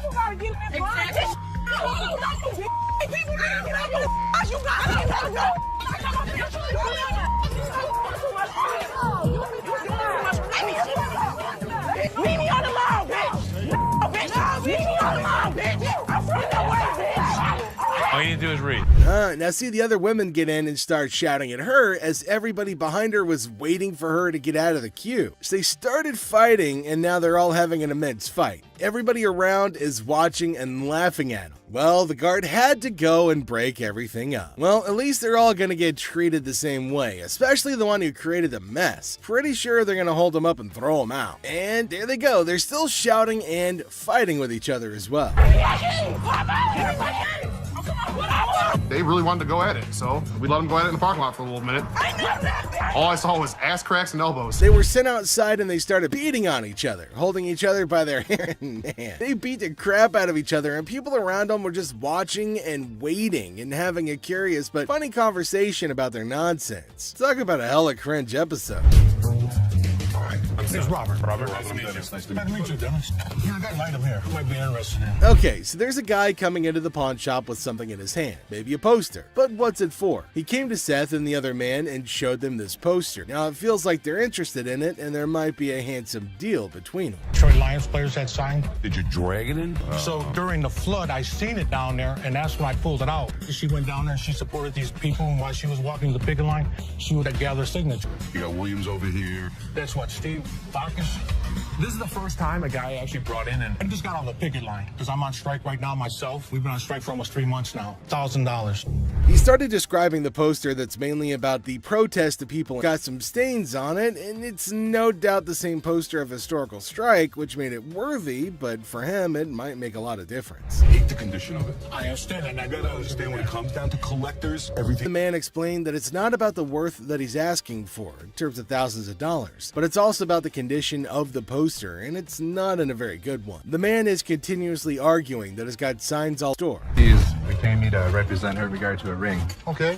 My client brought in a $10,000 ring here, and she wants to either collect the remaining money owed to her on the ring or get the ring back.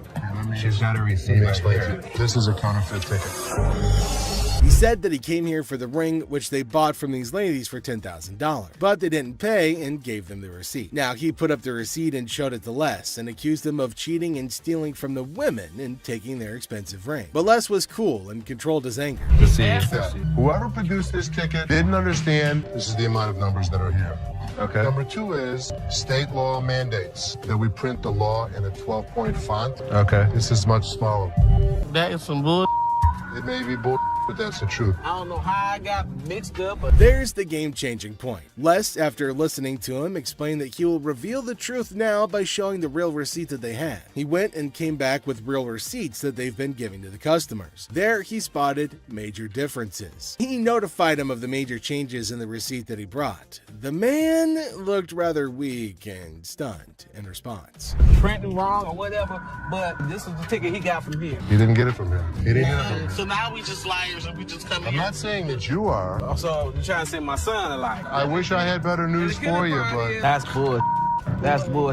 The numbers don't match up. The paper stock doesn't match up. This is a fake. Now you side with them. You're not representing us. If I don't get my ring or my money for them, how you gonna get paid? The attorney turned to the women, but oh my god, they're still accusing Les of having given them the wrong receipt and asking the attorney to take the money from Les. The man, being down on himself as you can see, argued with them. The man showed the evidence to the ladies and told them that they were having the wrong receipt, but they continued to argue. The ticket, how about that? No, I don't believe that the store gave you this ticket. Nah, well, I don't believe you a real attorney. We ain't got it right.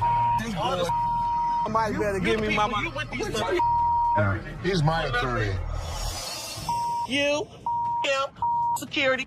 Have a nice day. Nah, you got me, bitch. Sorry, young man. The lady started harassing both of them and started using personal attacks. They were all arguing amongst themselves.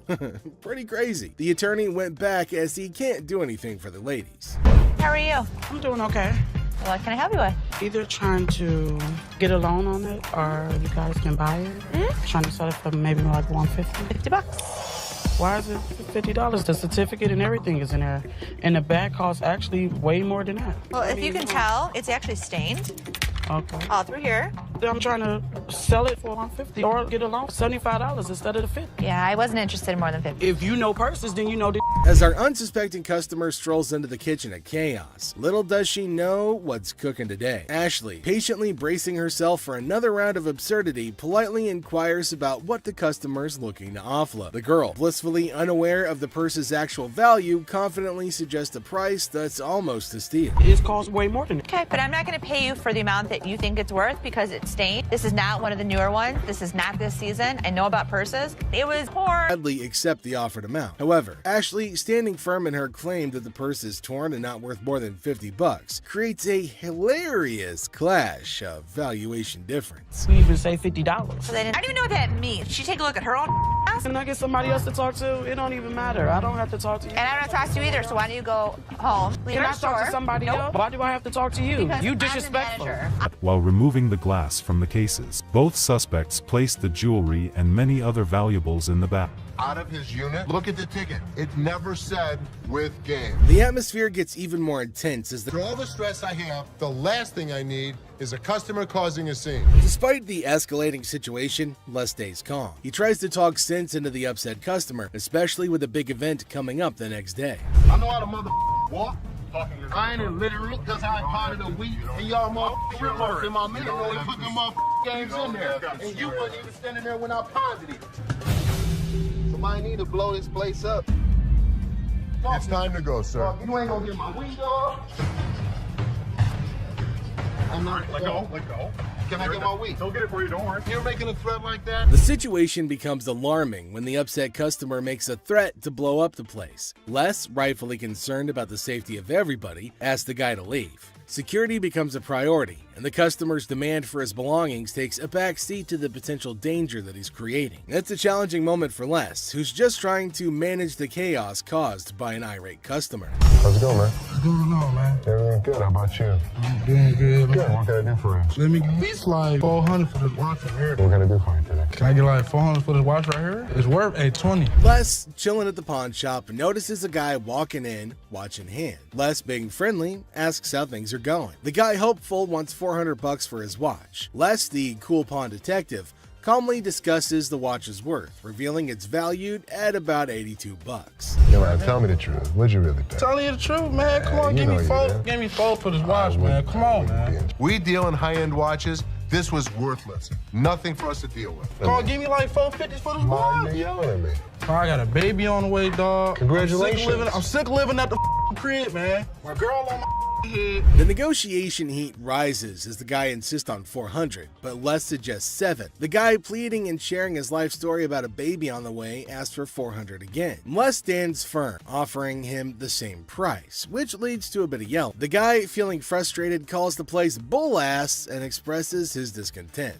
You want $10? I don't know. So what do with $10? I have no idea. Go to Coney Island. Give me Coney Island is $10. good. I don't know. Coney Island on $10. I got a baby on the way. They gonna do this to me, dog. What you looking like a crazy fool? The tension escalates, and the guy feels disrespected, using strong words and even threatening Les. Les, staying cool, suggests maybe he should have been given $400, hinting at a broken lamp that needs payment. The situation gets intense, with the guy considering if he should have taken the deal. Some cash for this watch, man. 400? I'm sorry. This is a bullshit ass place, man. This whole ass place, dog. Excuse me. You call it what? You calling a bitch? You? I'll knock you the out. You don't know who you talking to. Tell me. Dog, don't touch me, homie, dog. Touch me, dude. Then maybe he would have been able to pay me for the lamp that he broke. Yo, I'm off you, dog. The guy, still upset, leaves the shop, but not without some fiery words. Les reflects on the encounter, realizing maybe he should have given $400 to avoid the chaos. The drama ends, leaving behind a mix of emotions and a used watch. Life at the pawn shop remains unpredictable and full of surprises. How you doing today? Hey, pretty good. How are you? Real good, thanks. I'm Les. I'm Randall. How are you? Randall, oh, you got a hell of a grip. Wow. What the hell is it? Call it a ring. Okay. I didn't think it was a bus. How'd you get it? I just got it. This guy smelled like a brewery. Okay. How much did you want? I'd like $500 for it. Why? Why? Because I need it. Yeah, I got get 2 DUIs. A person walks into the pawn shop, catching Les's attention. Things start getting interesting right away. The person wants $500 for a ring and shows it to Les. Les, being curious, asks where the ring came from and why they want to sell it. The person gets really mad when Les asks questions. The intensity in the air rises as the person angrily explains why they're selling the ring. Les stays calm, making it a surprising and dramatic moment in the pawn shop. Well, if it was gold, I'd give you more than $500, but it's not real. I know it's worth $500 and you're gonna give me $500. Well, actually, if this was gold, but it was brass, it had no value. I understand. You have court issues. The problem is, I need $500 for it. I'm sure you do. Man, I don't know why you As the conversation continues, Les drops a bombshell. He tells the person that if the ring were real gold, he'd offer a whopping $2,500. Feeling a glimmer of hope, the customer suggests, just give me the $2,500 then. Expectantly awaiting a positive response, Les, with a touch of humor, reveals the harsh reality. He explains that the ring is fake, not even worth $500, and he won't pay that much for a counterfeit ring. You gotta give me something for it. I can't give it to you. I'm sorry. Give it to me anyway. Man, you can give me something for it. No, you give me something Just don't for beat it. on the glass. This guy was drunk. You give me that ring back. Give me that. It's the. I ain't going nowhere. Man, get away from me. Get out of here! I told you! You man? In the midst of the ring discussion, a security guard quietly enters, taking a position behind the customer. The customer, desperate, pleads with Les to give him something for the ring, but Les, staying true to his detective skills, rejects the plea, emphasizing the ring's fake nature. Les, sensing trouble, comments that the customer seems drunk, adding another unexpected twist to the escalating situation. As the rejection sinks in, the customer, unable to contain his frustration, sits on the floor, declaring that he won't leave. The tension peaks as he becomes increasingly aggressive. The guard steps into action, forcefully dragging the defiant customer out of the store. But despite being escorted out, the customer continues to yell and make a scene. Oh boy. I see you sweating. Yeah. Must be hot outside. No, I was doing karate outside. You're doing karate? And judo. I'm Bruce Lee's sister. Really? Yeah. As the door jingles, a woman strolls into the pawn shop rocking winter clothes in the summer heat. Now she's chatting with Les, teasing him about the sweltering weather. She even claims to be a martial arts pro, throwing around Bruce Lee's name. The banter kicks off with a request for a karate move demonstration. She said she was Bruce Lee's sister. So what you got? The atmosphere takes an unexpected turn when the woman unveils a unique item, a mysterious fox mink. Les, unfamiliar with such creatures, engages in a lighthearted conversation to understand more about this fox mink. The woman, with a hint of mystery, reveals her intention to sell it. A mink fox? I don't know. I'm not into Mink fox. I've heard of fox. I've heard of mink. So fox mink. Did you want to post? As the conversation unfolds, Les dives into the details of the fox mink, trying to grasp its worth. The woman shares anecdotes about the origins of the item, painting a vivid picture of its history. Les, playing the role of the detective, subtly negotiates and gathers information to figure out the best deal. So, how much did you want for it? $50,000. The encounter concluded with the woman deciding to part ways with her fox mink. Les, using his seasoned charm, finalizes the deal. The quirky tale of the winter-dressed woman and her unique pawned item adds an unexpected twist to the usual pawn shop routine, leaving both parties with a memorable experience. Woman comes in to sell me a high-end bottle of liquor. Ma'am, I'm Is that what you're saying? You have no respect. when you want to take a they're person when they die. Fit the liquor inside the bottle. And anytime you're going to belittle a person. Damn, I didn't belittle you. As the door chimes, the woman confidently walks in, clutching an empty liquor bottle. She aims for a bold move, attempting to pawn the bottle for a cool $100. Les, with his discerning eye, swiftly rejects the proposal, explaining that a filled bottle would fetch a better price. The woman, not thrilled with the response, raises her voice, demanding respect and expressing her discontent. I'll give you $100. It's not worth more than $100. Especially when you say I wouldn't give you $100. Don't you ever walk up to my Baby, dad. hey, baby, don't point your finger. Life after this, don't you dare ever come in here again. In my face. I don't care, you're in my dad's store, and don't you ever think about coming in here again. Turn your ass around, badass out the door now. Where Ashley steps up like a superhero. Now, she doesn't just cool things down, she straight up shuts the woman down. With confidence, Ashley tells her to leave and never come back. Suddenly, the chaos turns into quiet thanks to Ashley's quick and firm action. Son of a bitch. Where the hell is he? Rich! He's on the floor. People are waiting to pay us for their merchandise. He's not there. We're losing money. I'd had Rich's back. In the heart of the pawn shop, Les faces a moment of frustration and disbelief. The absence of Rich, a trusted ally for over 2 decades, leaves Les feeling betrayed. The urgency of customers waiting to make payments adds to the tension, and the weight of loyalty becomes a central theme in this unexpected turn of events. Since the first day he came here, over 20 years ago. I feel betrayed. Didn't I just have an employee meeting to tell everybody that they need to step up on their game? I'm watching you and Bobby J talk to these 2 girls. You're out there trying to sweet talk them, trying to bullshit with them. I'm looking for you in layaway. Where the hell are you? I gotta sit in layaway all day long and just wait for something to happen. As the minutes tick away, the atmosphere inside the pawn shop grows more intense. Les reflects on his long-standing support for Rich, highlighting a sense of loyalty that spans a quarter century. He recalls a recent employee meeting where he emphasized the need for everyone to step up their game. Disappointment and frustration seep into his words as he confronts the situation, a pawn shop mystery intertwined with personal and professional loyalties.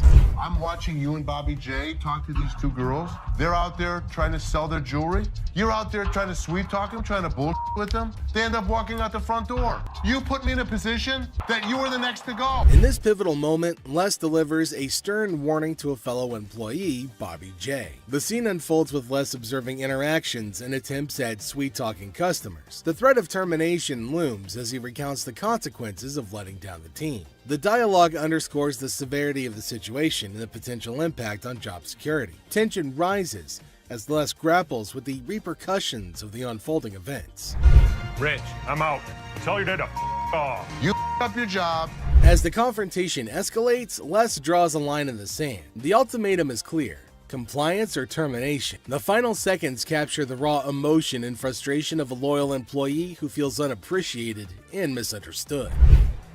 He knew he was in trouble once we walked through that door. Joe, what did you steal from me? Tell me the truth.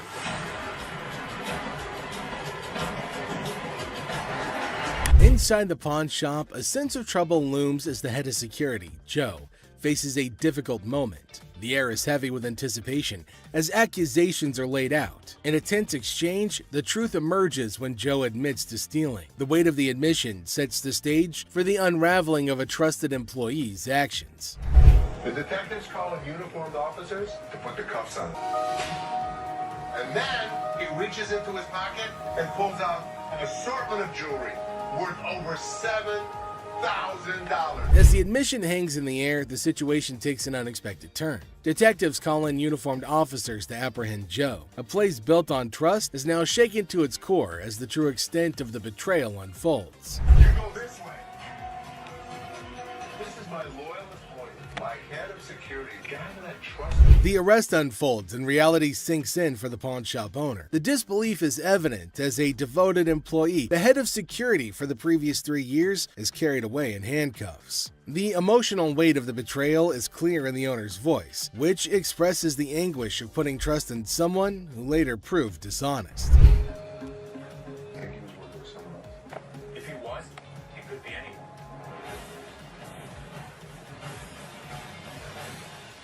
As the scene unfolds, questions linger in the air. The owner ponders the possibility of Joe working with someone else, leaving the situation shrouded in uncertainty. The aftermath of the betrayal raises concerns about potential accomplices and adds another layer to the unfolding drama. The final seconds leave the audience in suspense, contemplating the true extent of the security guard's actions.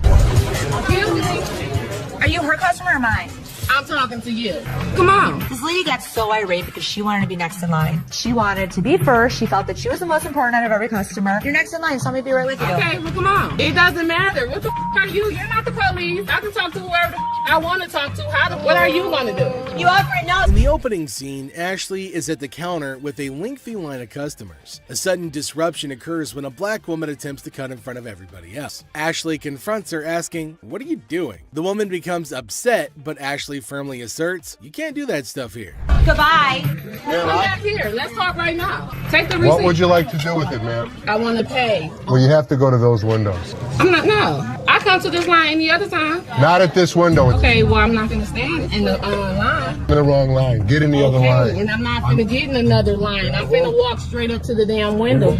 We won't take you. The woman continued standing in line at the counter. Les approached her, inquiring about the situation. She explained that she wanted to pay, but refused to move to the next window. Les informed her that in the pawn shop, crossing others in line isn't allowed, emphasizing the importance of waiting your turn. Here of you. Well, y'all just only see this lady here? All the other customers. Okay, and I always come to this line. I'm sorry, you have to stand in the other line. Okay, well, I'll be back before y'all close.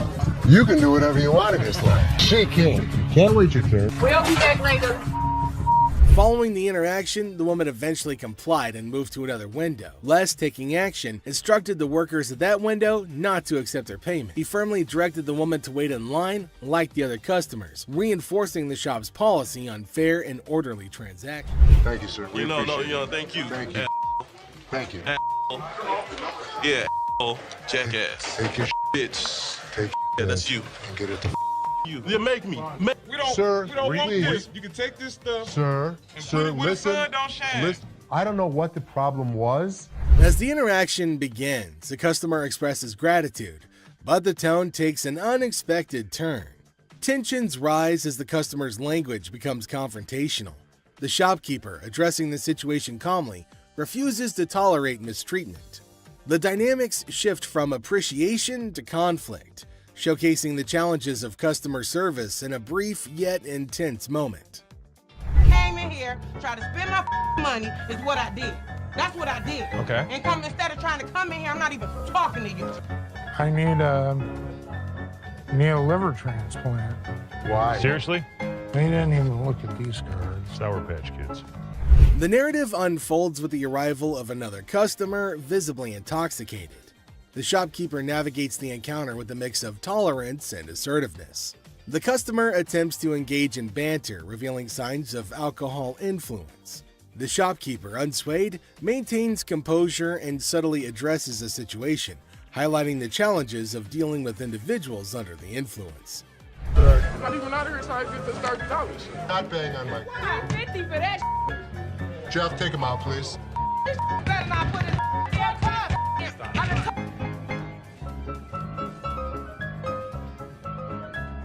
How would you? Man, what the?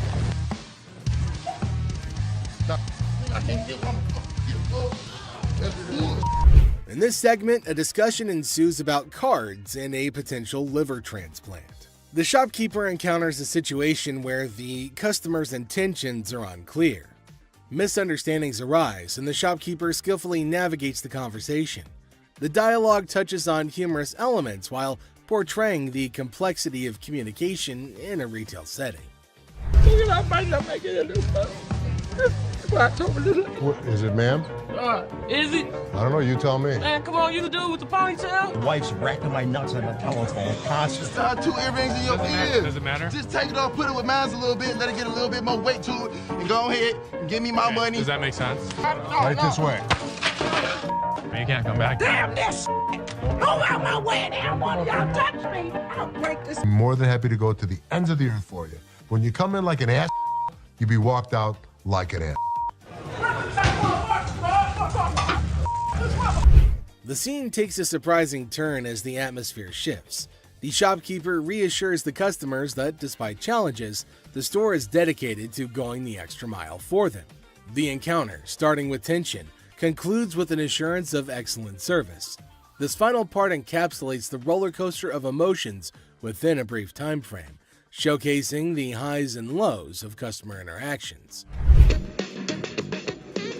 You need some help today? Man, how you doing, brother? What's the deal on this TV here? This TV right here is $400. $400? Yeah. I was in here 2 weeks ago, sold you this mother for $90, and now you gonna ask me $400 for it, man? In the electronics section of the store, a customer named Robert engages in a conversation about a TV with the store employee. The casual tone sets the stage for what seems like a routine interaction. The customer questions the TV's price, sparking a humorous recount of a previous encounter where he claims to have purchased the same TV for a lower price. Are you kidding me? So you're making a $310 profit off me? Bull, man. Can I help you? Who are you, man? I come in here 2 weeks ago, just like I told this gentleman. Do something with your hair, man. And then y'all gonna sell it for $400. You gonna make that much profit off me? As the dialogue unfolds, the customer expresses dissatisfaction with the marked up price, claiming the store will profit significantly from his purchase. A manager steps in, attempting to resolve the situation. Tensions rise as the customer questions the legitimacy of the price hike and demands a resolution, emphasizing the financial disparity between his purchase and the intended selling price. Brother, where's your receipt? Can you not understand English, my brother? No, I can't, my brother. I don't believe that he wants a TV for nothing. I'll just take the TV, man. No. The customer threatens to take the TV and leave without making a purchase. The manager issues a stern warning, asserting that any attempt to take the TV without completing the transaction will result in immediate removal from the store. The confrontation takes an assertive turn, with both parties standing their ground. Once I get this TV, man, get above me. Get off me. My damn shoe, player. You got my shoe. You got my money. It's joint. This guy was acting like a total baby. He wanted attention and he got it. Despite the warnings, the customer decides to leave the store, expressing discontent with the entire experience. He accuses the store of mistreatment and vows never to return. The situation concludes with dramatic flair as the customer exits, leaving behind a sense of dissatisfaction and a promise never to return. I'm good, how are you? Well, actually, I'm not doing so good. No? My grandma just passed. I'm sorry. I was like hoping to. Okay, so whose ring is this? My grandma's. Oh. So you want to just pawn it, right? Because you want to be able to get it back? Yeah. Okay. Do you have anything else? It's not real. What you mean it's not real? It's not real gold. A guy comes in feeling sad and asks Ashley to pawn his grandma's ring, explaining that she passed away and it's all he has. When Ashley checks the ring, she gently says it's not real. Concerned, she asks if he's got anything else, wanting to help him in a simple way. You saying basically y'all sit up here and waste my time talking to you? You don't waste your time. If you have a TV, you can pawn your TV. What the f*** I look like pawning my TV? Do you have a TV? I need to speak with somebody else because you irritate me flat out. It's acting really erratic and it's making me really nervous. Lower your voice. Don't Lower your tell voice. me Lower what your to do. voice. Don't Lower put your voice. finger in Lower my your face. voice. Lower Don't your put voice. your finger. Ashley breaks the news that the ring isn't real. The person gets upset, saying it's not fake. Ashley suggests pawning a TV instead, but he questions why he should. Despite Ashley's efforts, the man gets angrier, repeatedly telling her to lower her voice. Ashley asks him not to point fingers at her face, but he ignores her. I'm trying to help you solve Like the this, issue. lower your voice. The next thing I know, this guy snapped. Lower Don't your tell voice. me Lower what your to do. voice. Don't Lower put your your voice. finger. You got me up. No, let's go. Let me go. Let me go. On the ground. On the ground. On the ground, mother. The security guard intervenes, slamming the upset person to the ground and then dragging him out of the pawn shop. The situation escalates and the guard takes decisive action to maintain order. Next up, we've got this episode where a heavily muscled individual made his way over to meet Les to complain about equipment he got from the store that got busted. Somebody bought this. This piece of junk I bought in here just a couple days ago don't work now. It's broken. What is it? Little ab lounger I bought here, man. Workout. In the midst of the pawn shop's hustle, a burly customer approaches Les with a complaint. He's upset about a busted piece of exercise equipment, an AV lounger purchased just days ago. Les, sticking to the store policy, explains that they can only provide an exchange, not a cash refund. Tensions rise as the customer vehemently rejects the idea of an exchange, demanding his money back. They can only hand over another item in place of the faulty one. If you had the receipt, I could give you an exchange. I could give you something. I don't want an exchange because it's probably going to be some again. How about you just get my money? As the disagreement escalates, the customer insists on a cash refund, dismissing the option of another item. Les faces a dilemma, stuck between policy and customer satisfaction. The clash intensifies as the customer becomes forceful in his demand for a monetary refund, setting the stage for a heated confrontation. Les could match him word for word without fear. Better be some money. Or what? Or what? There's going to be a problem. How about what that? Kind of... Les, accompanied by his trusty companion Byron the Snuggle Bear, stands his ground. The customer challenges Les with threats of problems if he doesn't comply. Unfazed, Les maintains his position, asserting that the store's policy is non-negotiable. The heir becomes charged with confrontation as both parties refuse to back down. I don't need that. As things got super heated between Les and the customer, Byron tried to step in to calm the man down. As the situation reaches a boiling point, Les and the customer engage in a verbal showdown. The customer grows increasingly forceful and Les warns against physical contact. Byron attempts to mediate and calm the customer, but his intervention takes an unexpected turn, adding a new layer of tension to the already heated exchange. Come on. Really? The confrontation takes a risky turn when the customer, ignoring Les's warnings, attempts physical contact. Byron, in a misguided attempt to intervene, escalates the situation further. Les stands firm, refusing to be intimidated while tensions continue to rise. Les questions a man's marriage. Les uses a customer's words against her. There's trouble in the office, but Les reminds Seth that he's the boss. Les kicks off the day questioning a man's marriage, using customers' words against her. Trouble brews in the office, but Les asserts his authority as the boss, teaching a disrespectful man a memorable lesson. Les shows that he's not just a pawnbroker, baby. He's a boss in control. Here are savage Les Gold moments. It looks like Les is more interested in this man's marriage than his business. Les woke up this morning with the urge to roast someone, and of all the people he could roast, he picked this guy. Things take an unexpected turn. Now, in a surprising twist, Les dives into the man's marriage, leaving everybody shocked. Les humorously challenges the man's absurd scenario, roasting him in a way that only Les can. The man's attempt to buy an anniversary present with his wife's jewelry backfires, adding a touch of humor to the pawn shop drama. You get a watch for my wife's anniversary? Oh, it's not your anniversary too? Well, yeah, it is mine too. How many years you been together? 25 years. Oh, okay. How many good ones? So how did you get these? Well, we were going through some of her jewelry. And she said, this belonged to my grandma. They're not real. Les posts a customer's watch request, questioning the authenticity of the jewelry. Unfazed, Les detects the fake and confronts the customer's peculiar anniversary gift plan. The customer tries to defend himself, but Les, in his signature style, keeps it real and uncovers the truth behind the fake jewelry. But hold on a second. How come the old man wants to buy his wife an anniversary present with her own jewelry? That is one hell of a ridiculous scenario. What this man could have done at this moment is leave. But nope, some of these customers love to start drama. This is older than both of us. It probably is. But it was fake when it was made, and it's still fake. Les faces a customer who crosses the line, insulting his family. For the first time, Les takes matters into his own hands, delivering a stern warning. The tension rises as Les draws the line, showcasing a side of him that won't tolerate disrespect towards his loved ones. Yeah? Okay, I've seen your wife.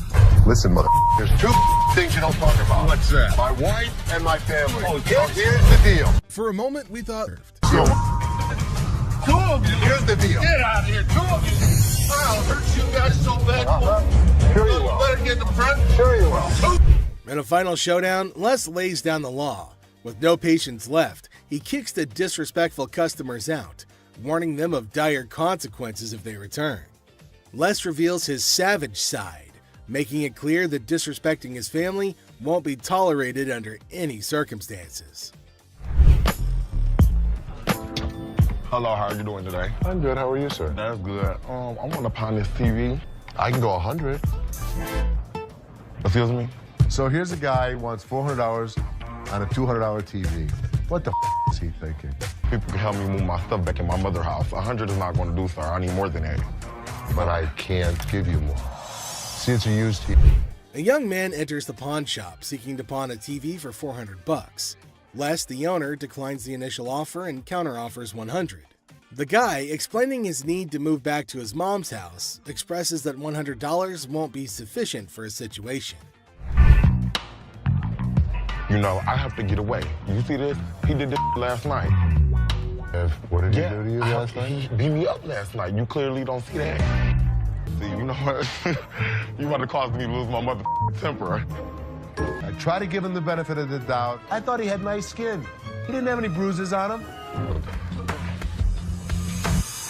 I don't need to call security. You don't need to call them. What The guy made up a story about daily abuse from his roommate, seeking empathy to pawn the TV for his escape. Les remained skeptical, noting the absence of visible bruises, praising the boy's clear skin. In response, the boy, feeling cornered, requests the involvement of security, hinting at a potential dramatic turn of events. you gonna do? What, you from Africa? Oh, okay. Anyway, like I said, can you give me the 400 you paid? We sell them for $200. Hold on. Y'all. So much. Sure is. Have a nice day. You.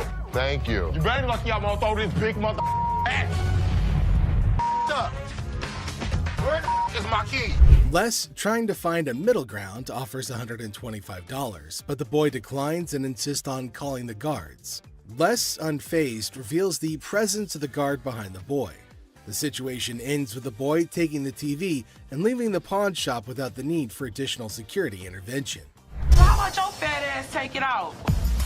You work here, ain't you getting paid to do this? I look like a butler to you. I don't give a my gonna come in here and get this motherfucker. You better. His big ass gonna beat your little ass, fat bitch. Him and what army? Motherfucker, come from behind this counter. A tense situation arises as a black woman directs angry shouts at a guard. The guard, responding defensively, questions her, asking if he appears to be a butler in a moment of unexpected confrontation. You get back here. Your big ass on my way. Get this motherfucking speaker and take it outside. You want me to stop? Take the You brought it in. You're gonna take it out.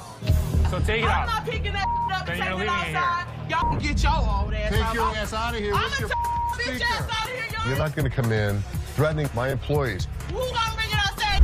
Despite Seth's efforts to intervene, the black woman continues her relentless shouting. Even another guard struggles to remove her. Suddenly, she notices Les, the owner, standing behind her. In an unexpected turn, she bursts into laughter and mockingly tells Les to leave. Yo, big ass, you can grab that bitch too, ogre. My big ass Shrek ass following behind me. We will give you the respect and the decency you deserve, but when you're threatening my family, we throw you out of here. Bitches, for life. Taking matters into her own hands, the woman starts leaving, dubbing the guards as Shrek on her way out. The situation takes an unexpected and humorous turn as she adds a touch of sass to her departure. Let's take a look at it. All right. I'm here with my man, and we got in a big argument, and he left me, so I need to get back home. He left you here? To Hawaii. Oh, really? Where about? Honolulu. Oh, okay. Got a ride from my cousin, so you gotta hurry up. There came a woman at Ashley's counter to sell her chain. Now Ashley's looking at her chain to see whether it's worthy enough or not. She's asking Ashley to hurry up as she has to leave earlier as her spouse has left her alone here. Really? Okay, how much did you need? I was just trying to knot this for you to be nice, but... $600. What up with that? I got this from one of my aunts in Africa. This is $600. Oh, do you know what it is? It's actually a Tahitian pearl. No, this is from Africa. This is an African pearl. Ashley asked her how much she wanted for her jewelry. Now the woman said $600, which is a lot more than Ashley was willing to spend, since Ashley said that it's not an African stone, but the woman was arguing that it was. 600. My ticket cost $600. That's how much I need. Do you have anything else? No. Excuse me? No. Ashley told her that they're not African pearls, so it's not worth $600, but far less. It was at this point that the woman started acting rude. Ashley got shocked at her stupidity and rude behavior. Eventually, she started behaving really bad as Ashley got angrier. What's gonna happen next? 600 or not? You can't get 600 on this. Okay. And also, don't call me a bitch. So you mean to tell me that this ain't worth a mother thing? That's not what I said. It could be worth something. Okay, can I get $5.99? No. Some kind of problem? Okay. Exactly. Can I get $600 you or not? can't get anything. Okay, you can't talk to her like this. You can't get... Oh, I left you now. Bitch, you don't know what I'm not leaving no place. Yes, you are. Oh, no. I ain't. Oh, yes, What? you are. What are you gonna do? I'll kiss my... Honey, you don't have that kind of money. All right, you. All of y'all. Bitch. If you want some help, talk to us like a human being. Outside. I'm leaving. Aloha. Who the they think they is? Them. Which... Some jewelry for my daughter. Her birthday's in like 2 weeks. For sure. How old is she gonna be? She's gonna be 12. She's gonna be 12. Yep. Do you want a Kleenex? I've got allergies, man. I itch like super bad. I'm not picking it, I promise. Okay. We have a heart one. It's really pretty. Can I see it?